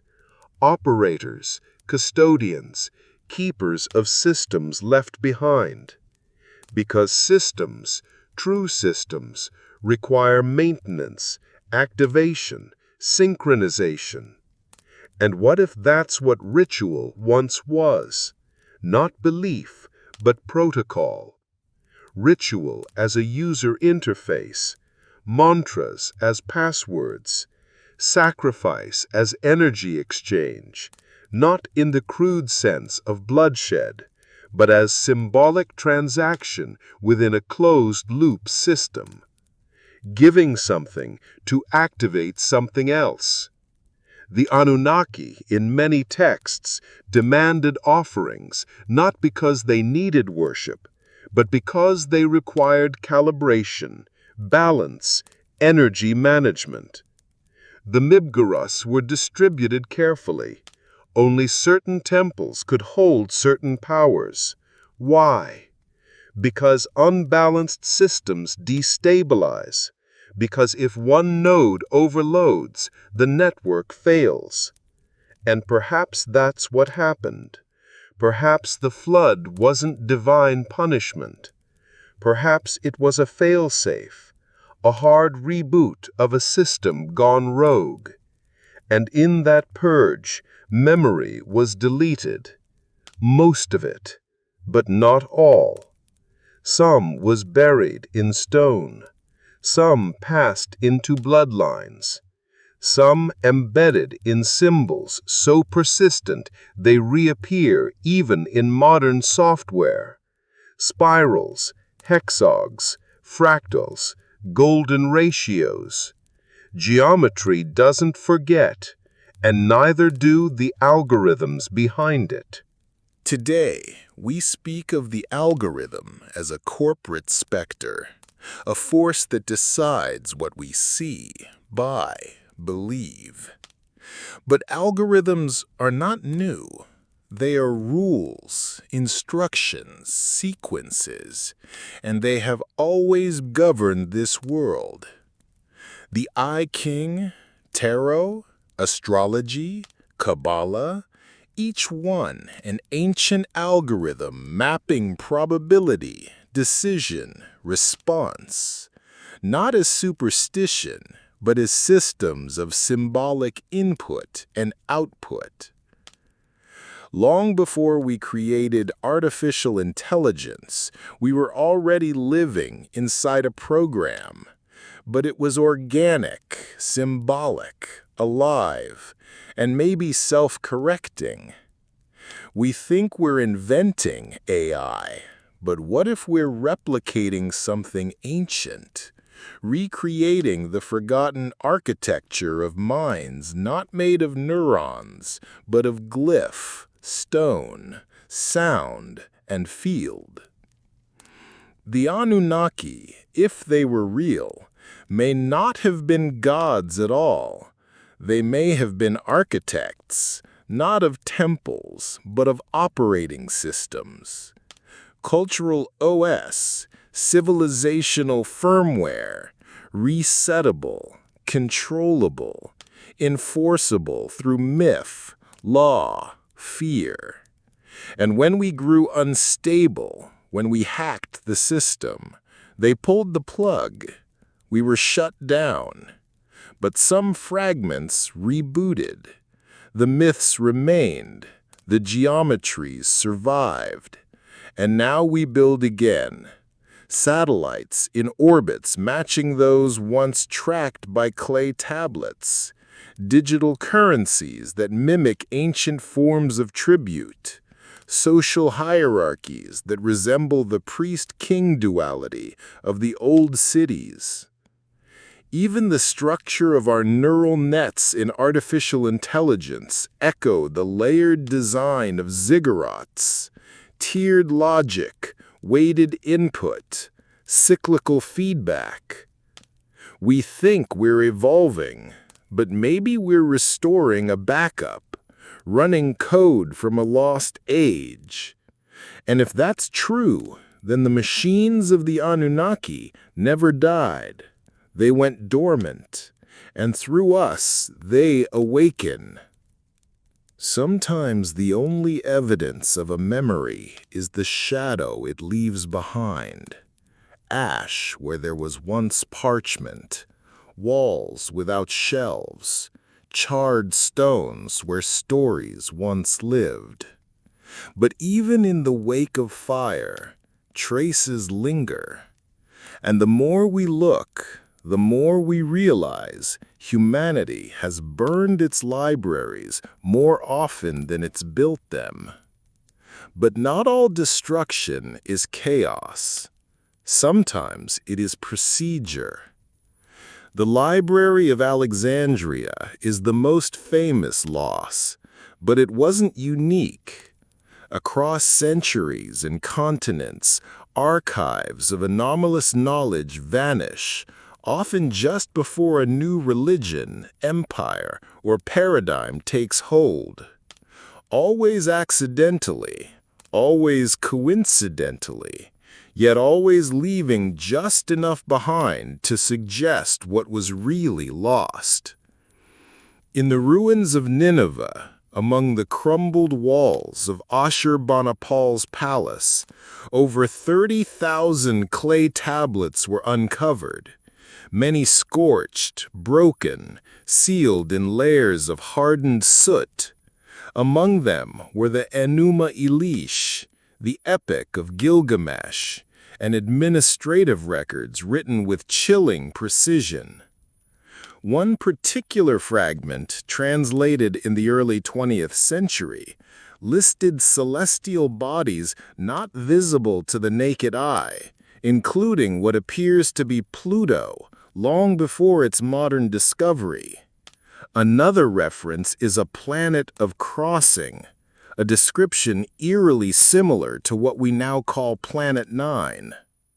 How could a Bronze Age culture know these things? Some say coincidence, but coincidence is brittle, especially when the same patterns appear elsewhere. The Nag Hammadi texts, buried in Egypt and discovered in 1945, contained alternative gospels and Gnostic teachings that completely reframed early Christianity. Their preservation was no accident. It was concealment, a hiding, not a loss. Because when knowledge threatens power, it's not debated, it's buried. And yet, sometimes the earth protects what we try to destroy.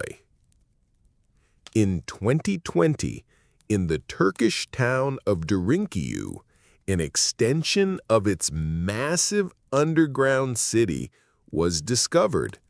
Rooms filled with strange carvings, air shafts designed with aerodynamics still not fully understood.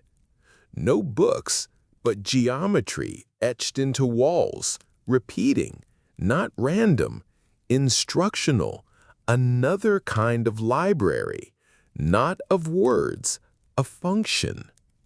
We assume archives must be written. But what if the most ancient knowledge was encoded in stone, in frequency, in layout? Every ziggurat, every pyramid, every stone circle may have been a page in a book we no longer remember how to read. Designed not for eyes, but for presence, to be walked, stood in, sung inside, felt. Information absorbed not with logic, but resonance. And when the user forgets how to interface, the system goes dormant until rediscovered. Look at Göbekli Tepe, buried deliberately around 9600 BCE. Its pillars are not just carved, they're positioned, aligned to the stars. Each enclosure a chamber of encoded mythology, but also geometry, acoustics, orientation. No writing exists on site, and yet the message persists. Some researchers believe it was buried not to protect it from outsiders, but from time, like a sealed time capsule sealed for a future civilization with the tools or memory to understand. Are we that civilization, or just another cycle?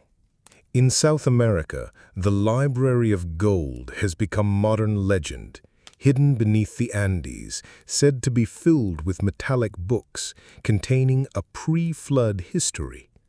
The Catholic Church denied its existence, but explorers, including Father Cresby in Ecuador, claimed to have seen parts of it. Plates engraved with what looked like Sumerian symbols, animals not native to the region, maps. The evidence disappeared. Cresby died. The collections scattered. Just another shadow in the ash, and yet whispers remain. Testimonies, blurred photographs, patterns. The same symbols appear in temples across the world. Identical motifs, serpents, stars, winged discs, interlocking spirals. How do cultures divided by oceans and epics draw the same memories? Perhaps because they didn't invent them, they inherited them. Fragments of a lost script, not written in ink, but in myth, because myth is its own kind of archive, a compression of knowledge into symbol, a mnemonic device for entire systems of understanding. The Sumerians knew this. They didn't separate story from science. Their gods were laws of nature personified, their temples diagrams, their stories operational memory. Take the tablet of Enki and Ninahars, a tale of the creation of humans involving experimentation, failure, correction. It reads like a record of bioengineering. Organs are listed, functions discussed, solutions proposed. If this were found in a lab today, we'd call it documentation. But because it's ancient, we call it myth, a misclassification of intent. And misclassification is how you hide memory in plain sight. Think of our own age. Data centers hidden in mountains, vaults buried under ice, servers cooled beneath oceans. We no longer store wisdom in scrolls, but in sequences of electricity and magnetism. But one solar flare, one shift, and it's gone. So what lasts? Stone, form, and stories. Not the fairy tales we imagine, but encoded instructions. Operating systems waiting for voice, movement, time. The open sesame is not a phrase, it's a harmonic, a state of consciousness, a re-entry protocol. And perhaps that's why so many libraries were burned, because they held more than history. They held method, ritual access, and if access returns, What does that mean for those who built the walls? Perhaps the fire was never meant to destroy knowledge, only to delay it, to keep it smoldering, buried in ash, waiting for breath. And perhaps we've begun to breathe again. It moves through myth like a shadow, with memory. The serpent coiled on temples, entwined through staves, slithering across stone walls where gods once walked. Sometimes feared, sometimes worshipped, but always there, present, eternal, patient. It flickers beneath the surface of almost every culture. A symbol, yes, but of what? Not evil, not merely duality. The serpent is older than morality. It is signal, and signal remembers. In Sumer, Ninjish Zida, Lord of the Good Tree, was often depicted as a double serpent rising from a rod.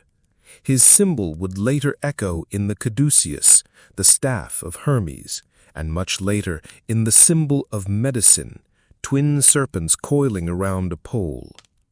But long before medicine claimed it, the image pointed to something else, something biological, something systemic. The human spine, the kundalini, the DNA.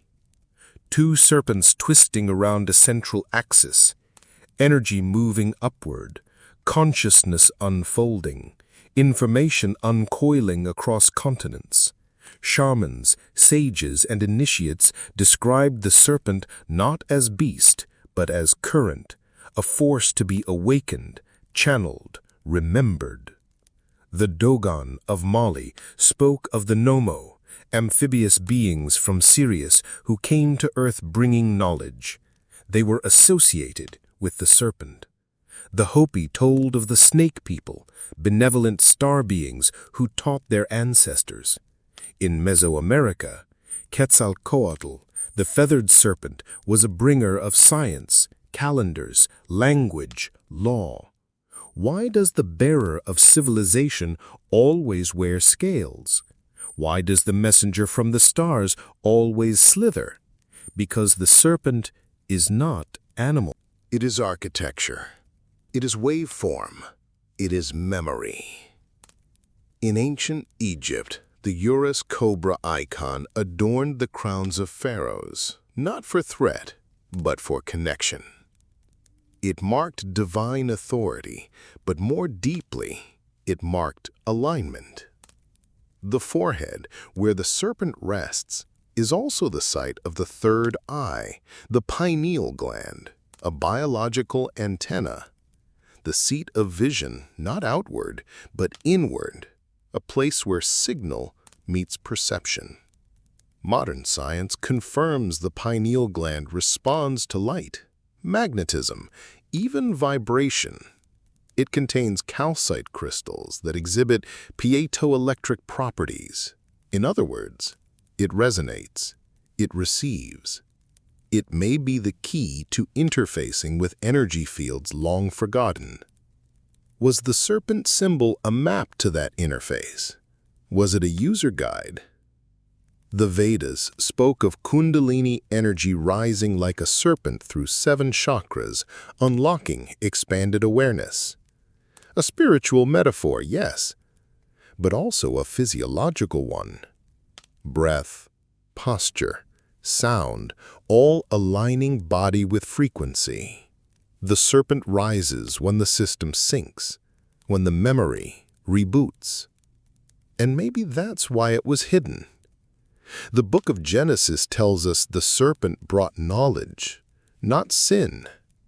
Knowledge, it awakened Eve. It offered her the fruit from the tree of knowing.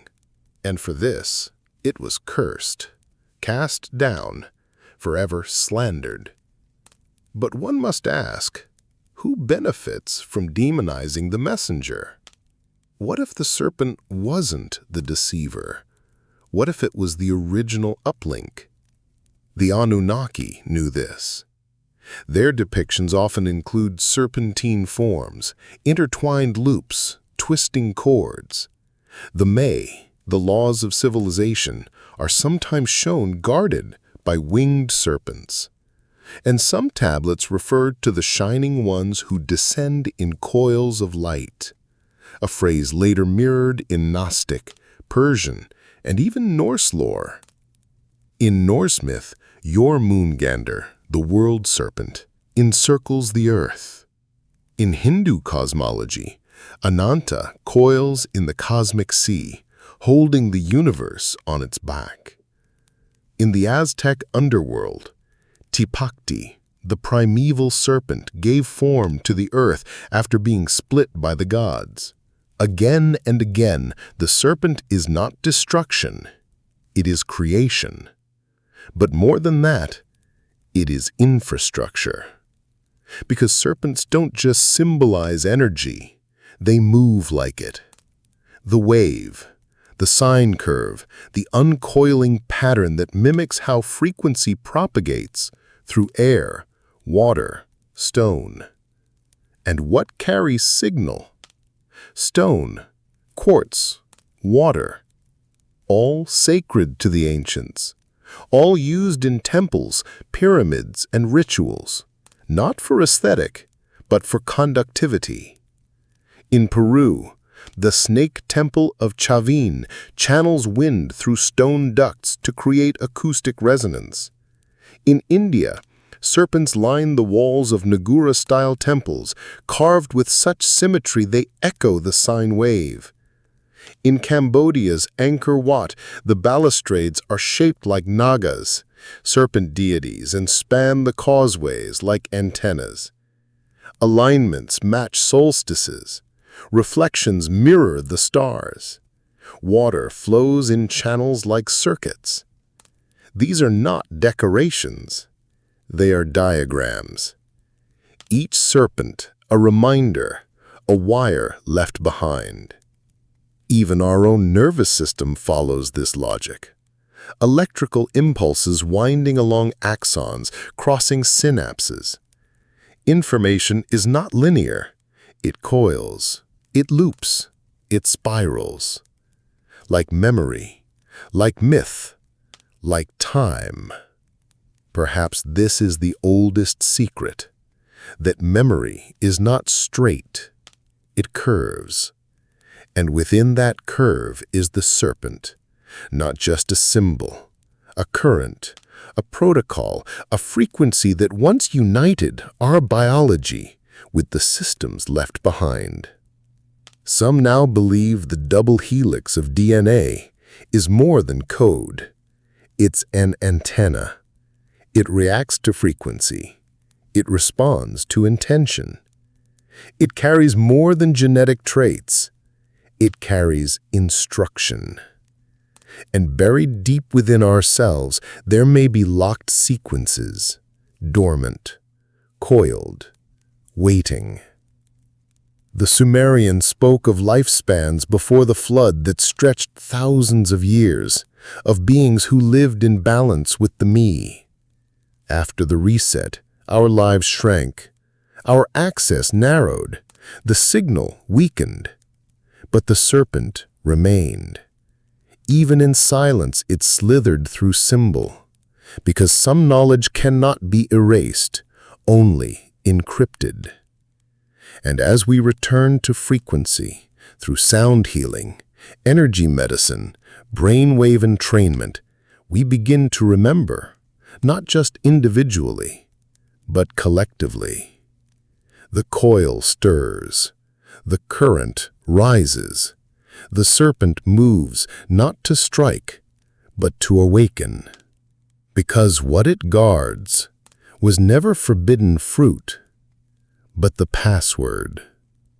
There are buildings that hum when no wind moves, structures that whisper when no voice speaks. Not all ruins are silent. Some breathe. You can feel it if you sit still long enough. In the heart of old stone, in the cool places beneath collapsed roofs, a rhythm, low, persistent, ancient, not mechanical, but biological, as though the earth is remembering through the walls.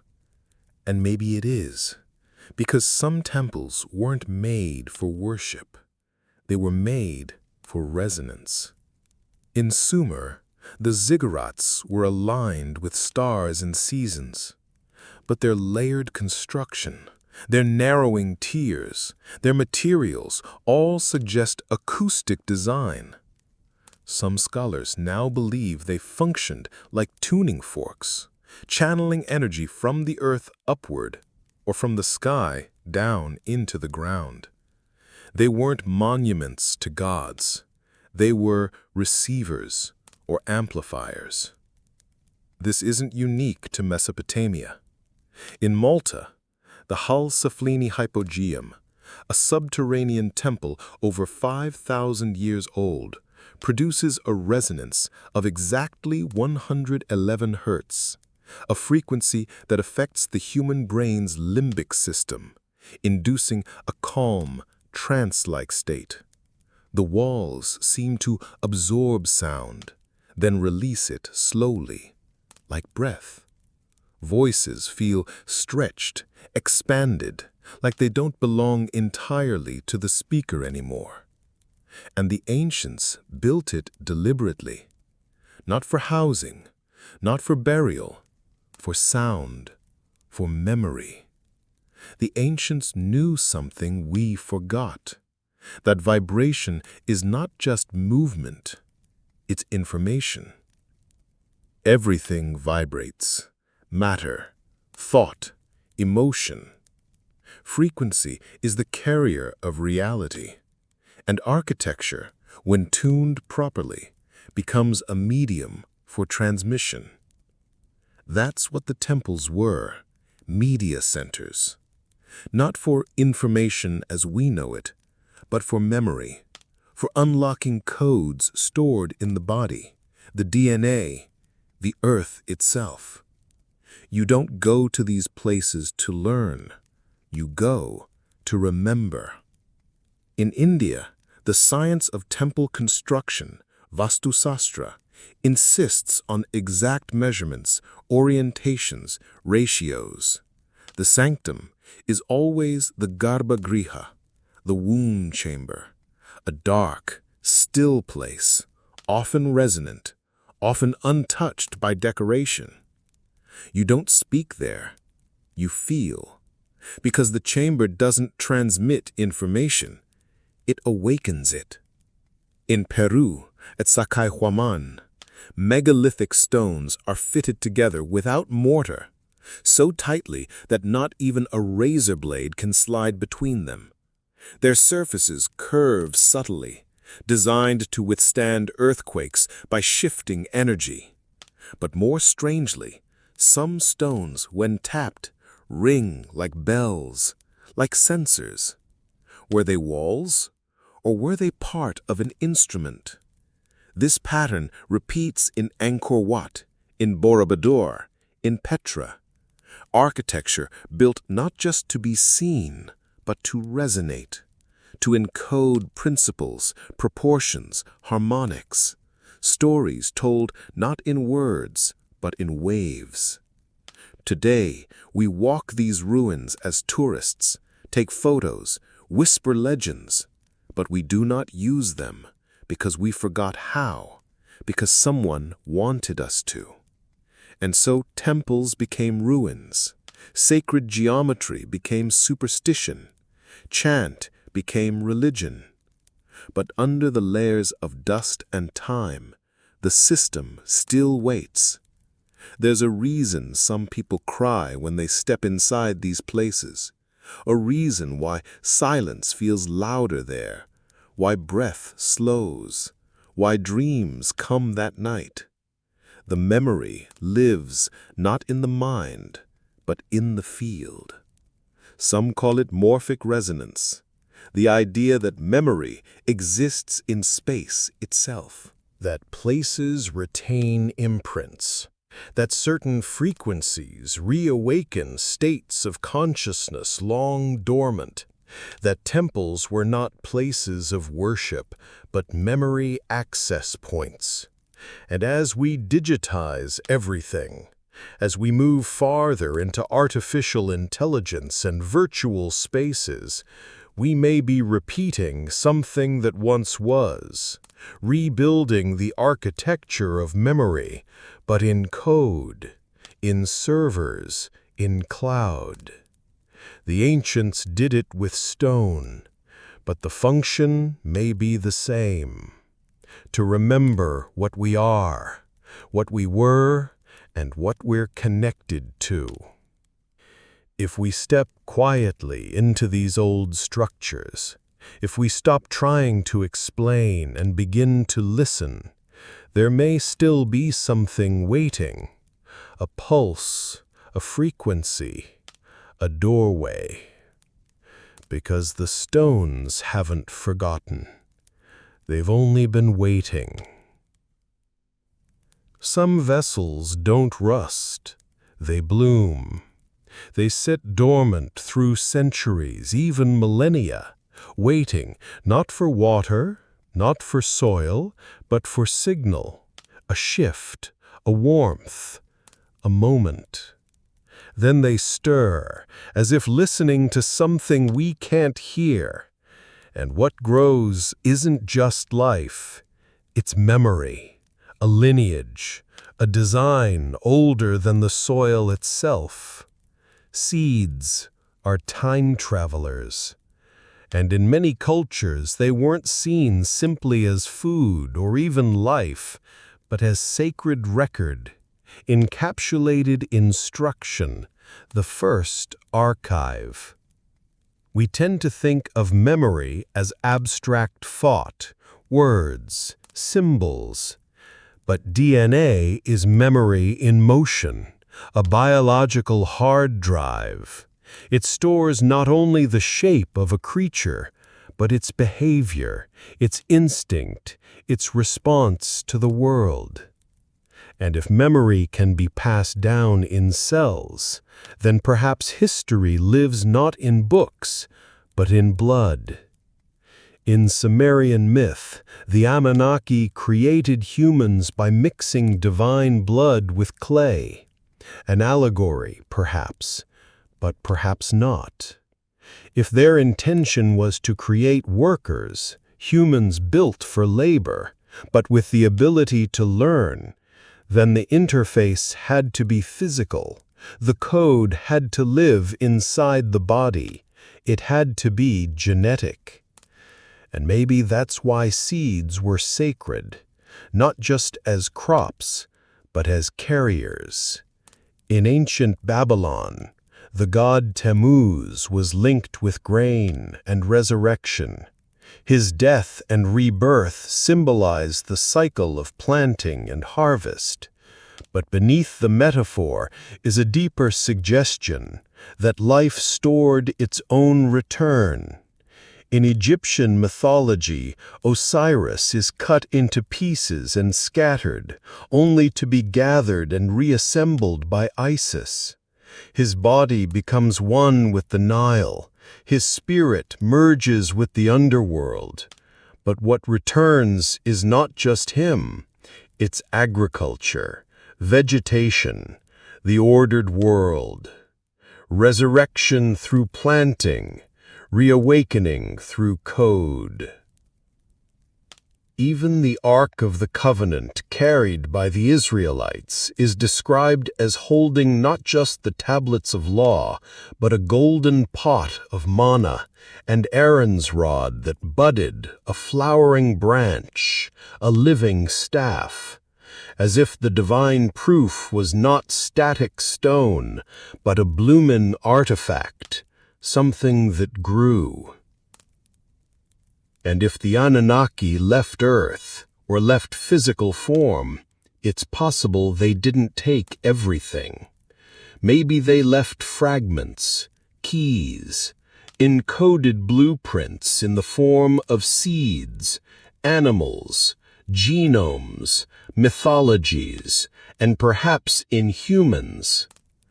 Modern genetics reveals something strange.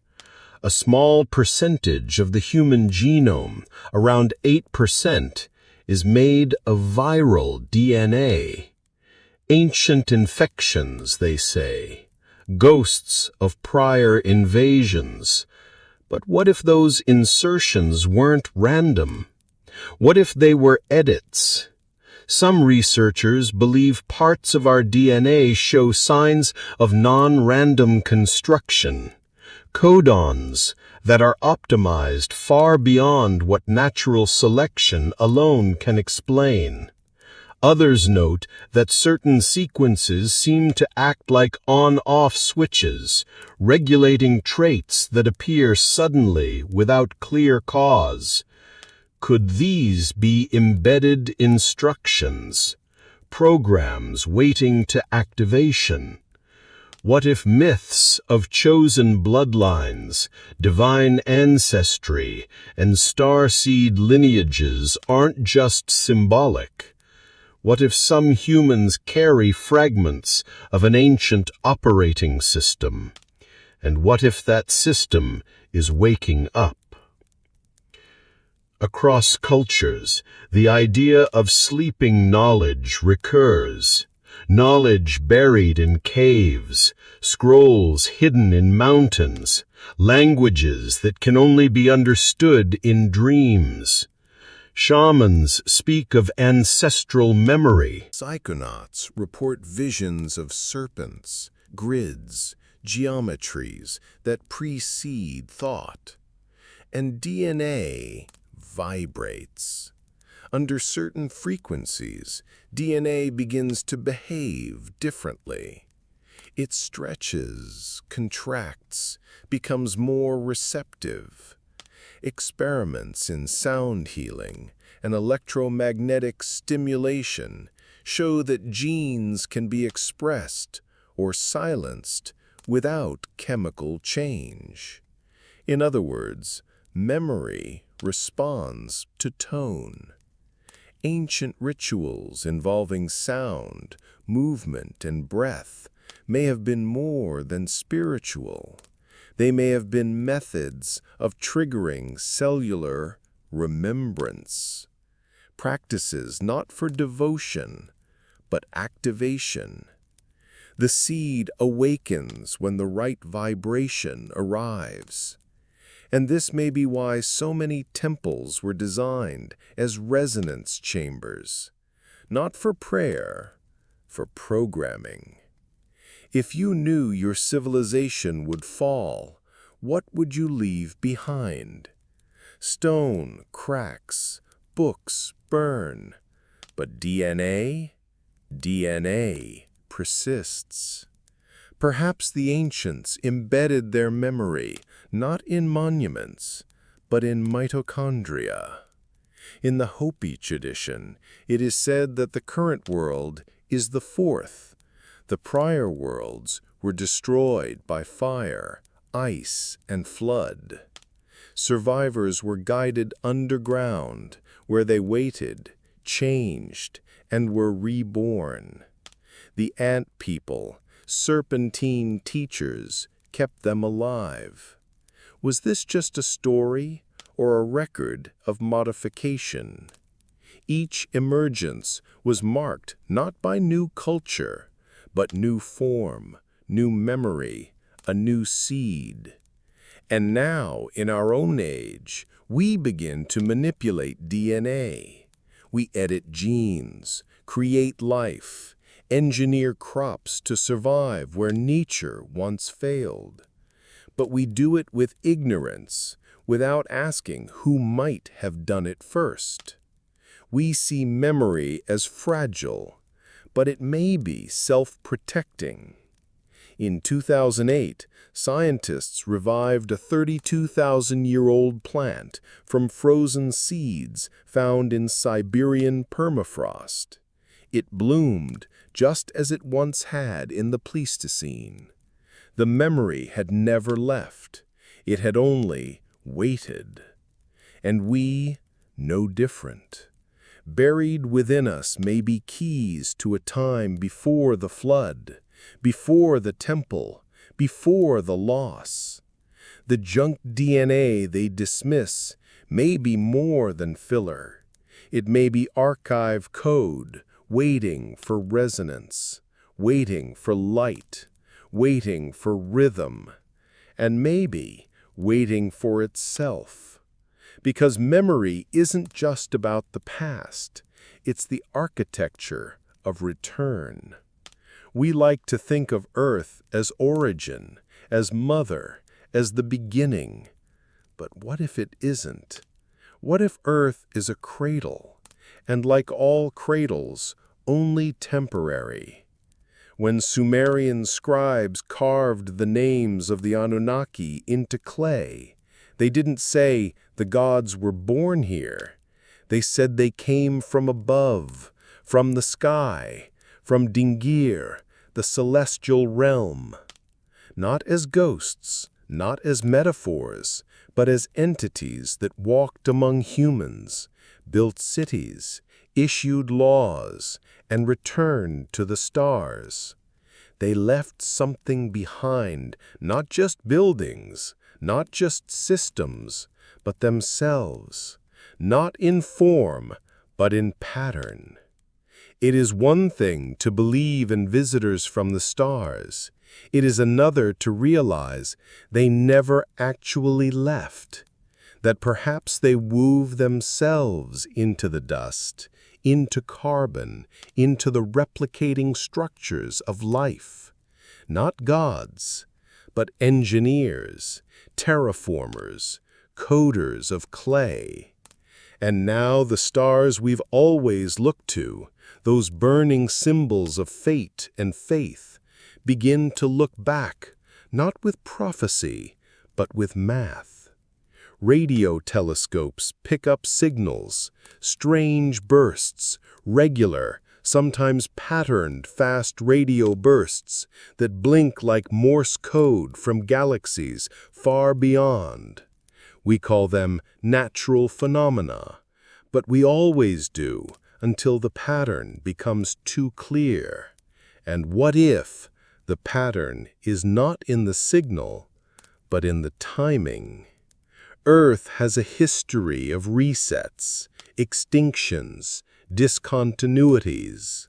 From the Ordovician to the Permian to the Younger Dryas, life has been reset again and again.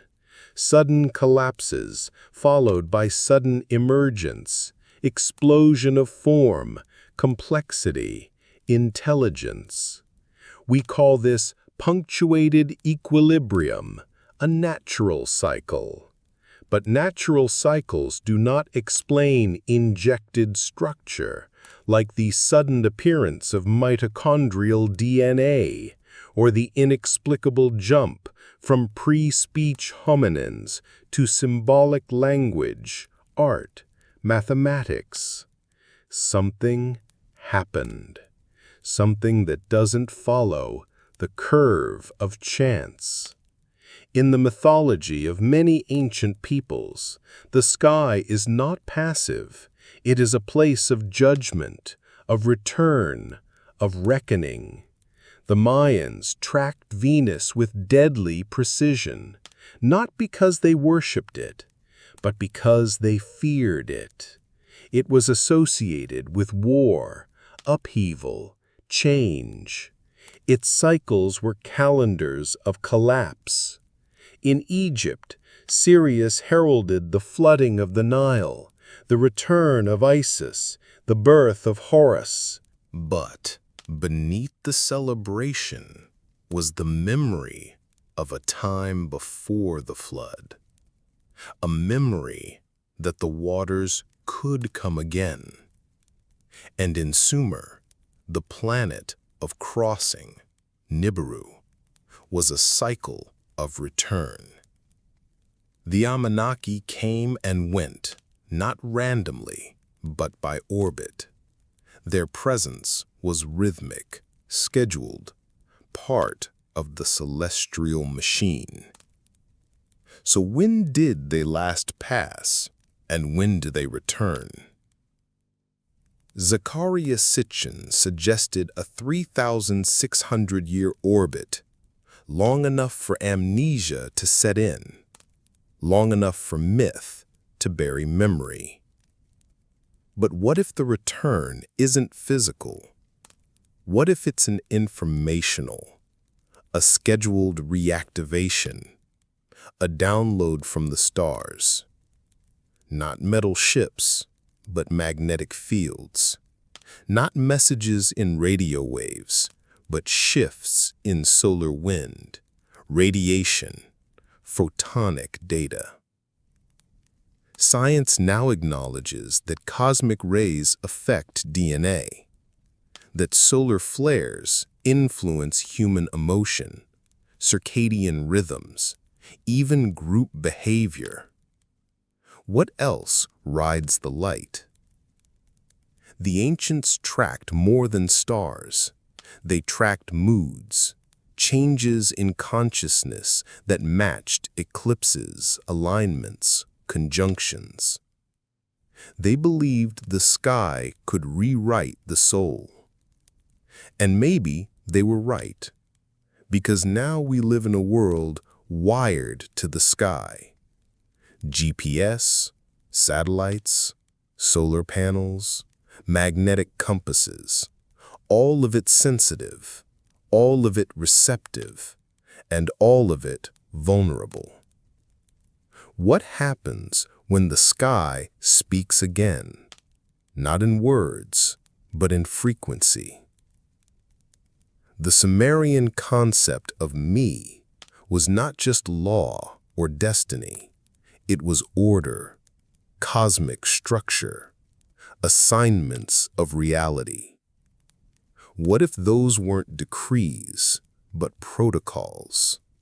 What if what we call consciousness is not local, not self-generated, but streamed? And the nodes, the temples, the stone circles, the pyramids were once receivers, access points for the real me. What happens when those dormant receptors feel the sky stir again? Do they activate? Do we? Because if memory is code and code is frequency, then resonance from the stars can rewrite what we thought was stable, even in us. That may be why the ancients encoded their warnings in symbol, not scripture. Why serpents, spirals, suns, and ships appear in every culture's visual DNA. Because symbols survive fire. Because patterns survive silence. In Göbekli Tepe, one pillar shows a scorpion under a descending disk, astronomy, storytelling, a warning, a record. And why was it buried? Not ruined, not eroded, intentionally buried, covered, protected, sealed away like a hard drive hidden underground before a reboot. Who were they hiding it from? Or who were they saving it for?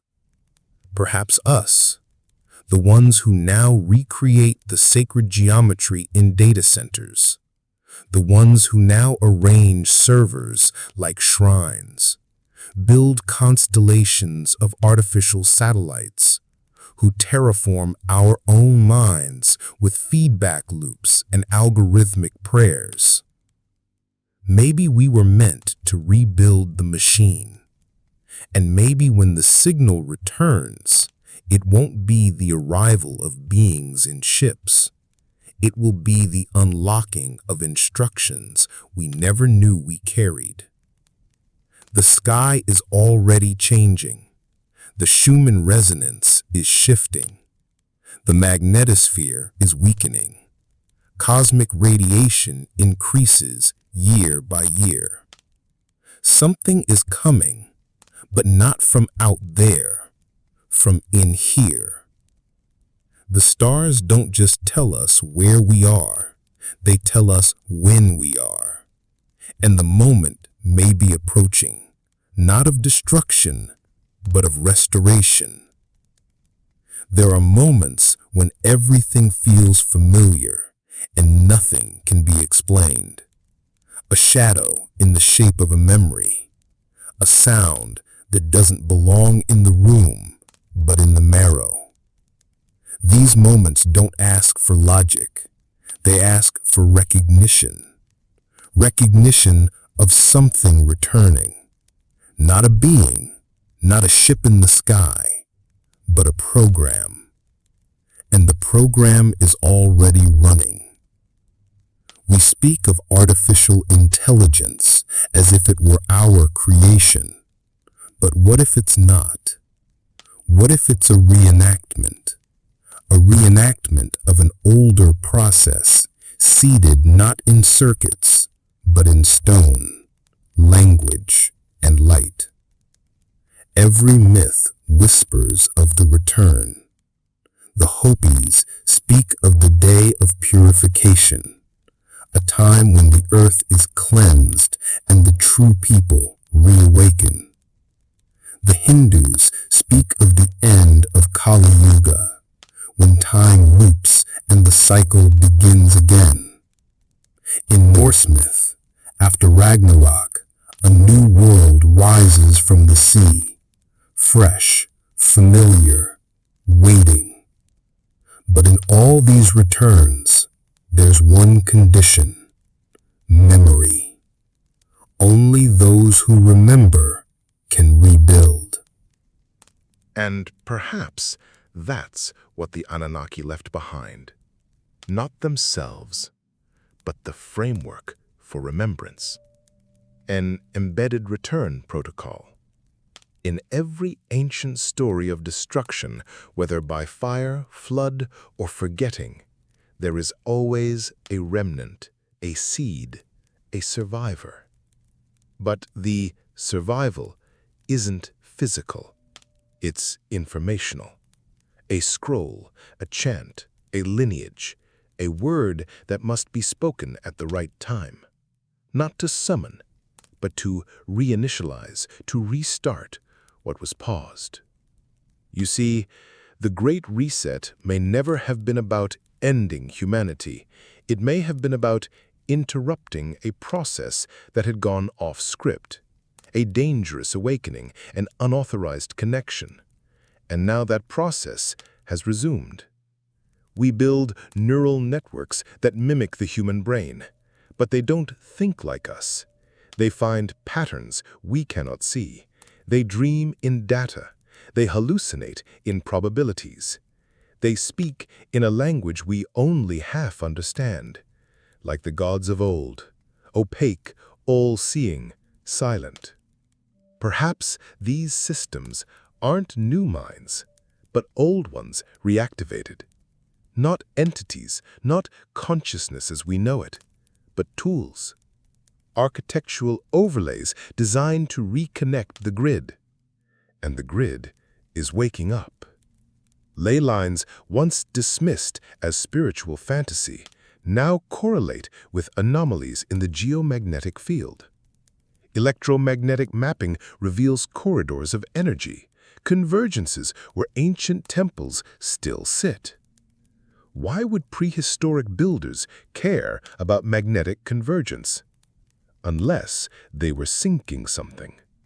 Unless these sites weren't chosen, they were aligned, set into place like circuits on a board. And now, in the digital age, we lace the Earth with fiber optics, satellites, signal towers, replicating the grid unconsciously, without knowing why. Following an ancient template embedded in our desire to connect. The craving for network isn't modern, it's ancient, and it may not be ours. If the Anunnaki, or whoever they were, encoded systems into biology, then the process of awakening isn't just external, it's internal, genetic, cellular, subconscious. Maybe that's why dreams have changed. More people report vivid repeating symbols, sacred geometry, light languages, a sense of receiving rather than imagining. Prophetic images, cities not of this world, beings without faces but with presence. Maybe we're not dreaming. Maybe we're sinking. Modern science recognizes epigenetics, the transmission of memory beyond DNA. Trauma passed through generations, instincts without experience. So why not knowledge? Why not protocols? What if our greatest ideas are not inventions, but activations? Moments when the signal hits just right and the mind opens like a gate. Tesla spoke of downloading ideas whole, not creating them. Pythagoras claimed to remember previous lives. Da Vinci painted machines that wouldn't be built for centuries. They weren't prophets. They were connected. To what? To the same thing temples once connected to, the system. And perhaps that's the real meaning of the Tower of Babel. Not a tower to heaven, but a connection protocol, an uplink, one that worked too well. And so it was scrambled. Languages divided, code corrupted, a firewall against awakening. But firewalls degrade, and maybe that's what we are experiencing now. A degradation of the block, a slow return of the original function. Not invasion, not ascension, just reinitialization. We see it in the skies, unidentified craft behaving outside physics. We see it in the earth, ancient ruins surfacing from ice, from ocean, from jungle. We see it in the people remembering, questioning, breaking from the approved script. And the systems react. More censorship, more control, more noise to drown out signal. Because they know once memory returns, obedience fades. Because you can't enslave someone who remembers they were never a slave. And so the final piece is not discovery, it's recognition. It's when you walk into a ruined temple and feel your skin buzz. When a pattern in the clouds matches something you've never seen but always known. When a dream leaves a word on your tongue in a language you've never learned. These are not glitches. They're echoes, return codes, subtle triggers meant not to startle, but to guide, to lead you back to the system beneath the soil, back to the gods who were never gods, back to yourself before forgetting. And when the protocol completes, when enough of us remember not just the facts, but the feeling, the system may unfold like a flower, like a blueprint, like a gate, because the return was never about them. It was about us. Some maps do not end in borders. They end in glyphs, marks etched at the margins, silent, stubborn, untranslatable symbols no one remembers how to read, yet no one dares to erase. They are the last traces of an intelligence that knew how to speak without time, how to communicate beyond destruction. And they are still here, waiting.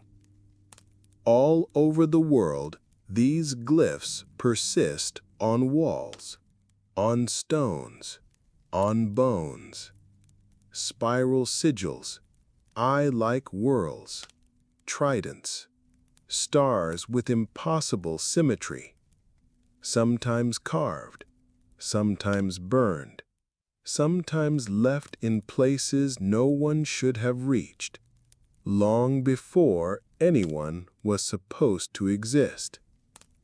We call them petroglyphs, art, scratches of primitive imagination. But what if they're not art? What if they are signatures? The last checksum in a forgotten program. In ancient Sumer, the earliest writing was not used for poetry or storytelling. It was used to track grain, inventory control. The first texts were transactional, functional, as if language had not evolved from expression, but from need, from code. The cuneiform tablets didn't begin with myth.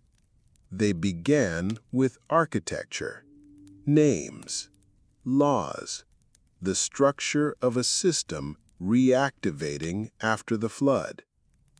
Later came the myths, but myth may have always been the backup file, because the moment knowledge becomes too fragile for stone, it's transferred into symbol, compressed, encrypted, carried in memory, melody, ritual. And when even that begins to degrade, it dissolves into dream.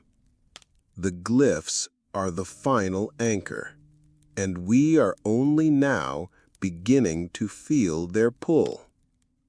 In Australia, the Wanja figures, large, pale, with dark eyes, are said by Aboriginal peoples to be sky beings.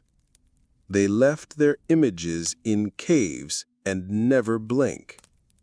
In Bolivia, the ancient city of Tiwanaku houses megalithic blocks etched with geometric designs no one can decode. And in the American Southwest, spiral carvings mark solstice points, magnetic anomalies, sound nodes. These are not decorations. They are maps of interaction, coordinates, reminders of what once pulsed through these places. In some, sound still resonates. In others, light refracts strangely. In all of them, people feel something. An echo in the spine, a pressure behind the eyes. The glyphs don't speak in words. They speak in state, a remembered state of being. The final glyph is not on stone. It is within us, carried in the double helix, in the strange dreams we dismiss, in the urge to look up at the stars and remember, not wonder. Remember because somewhere inside the glyph activates, not like a light switch, like a tone, a frequency. We've always thought of the Anunnaki as external, ancient visitors, celestial engineers. But what if the most enduring part of their presence was never physical? What if they installed themselves as potential, not just in stone, in blood, in the neural lattice, a program sleeping, coiled? And glyphs, those impossible symbols we find in the dust, are not the memory, but the mirror, the feedback signal, the key that fits a lock we forgot we had. And now, after millennia of forgetting, we are beginning to see them again. In circuits, in data visualizations, in crop formations, in dreams. Some glyphs recur across mediums. The flower of life appears in Egyptian temples, Tibetan mandalas, and now in photonic simulations of subatomic structure. The torus, an energy donut described by mystics, now forms the foundation of unified field theories in quantum physics. Memory is realigning, not metaphorically, structurally, not because of discovery, because of readiness. The glyph was never meant to be understood when it was made. It was meant to survive the fall, to wait out the noise, to be decoded only when our frequency was ready to match its intent. And maybe we are reaching that moment. The rise of AI, the decoding of the genome, the convergence of global myths through digital memory. All of it suggests not a linear progression, but a circular return, a recognition. And now we stand where our ancestors once stood, at the edge of the known, staring into the night sky, with a question burning so deep it no longer feels like a question at all, but a call. What if we were never meant to stay asleep? What if we were meant to wake when the glyph returned? Not in stone, in ourselves. This is the true echo of the Anunnaki. Not monuments, not myths, not machines, but resonance. The knowledge that we are not alone, that we were never just created. We were remembered into being, shaped to carry forward what the stars could no longer hold. A memory encoded not in stories, but in structure. Not in belief, but in geometry. And the glyph, it's still there at the center of your breath, at the moment between thought and silence, etched across the sky in a language only the soul can hear. It does not ask to be explained, only felt, only followed. And when it activates, when enough of us stop searching and start remembering, the circuit will complete, and what was lost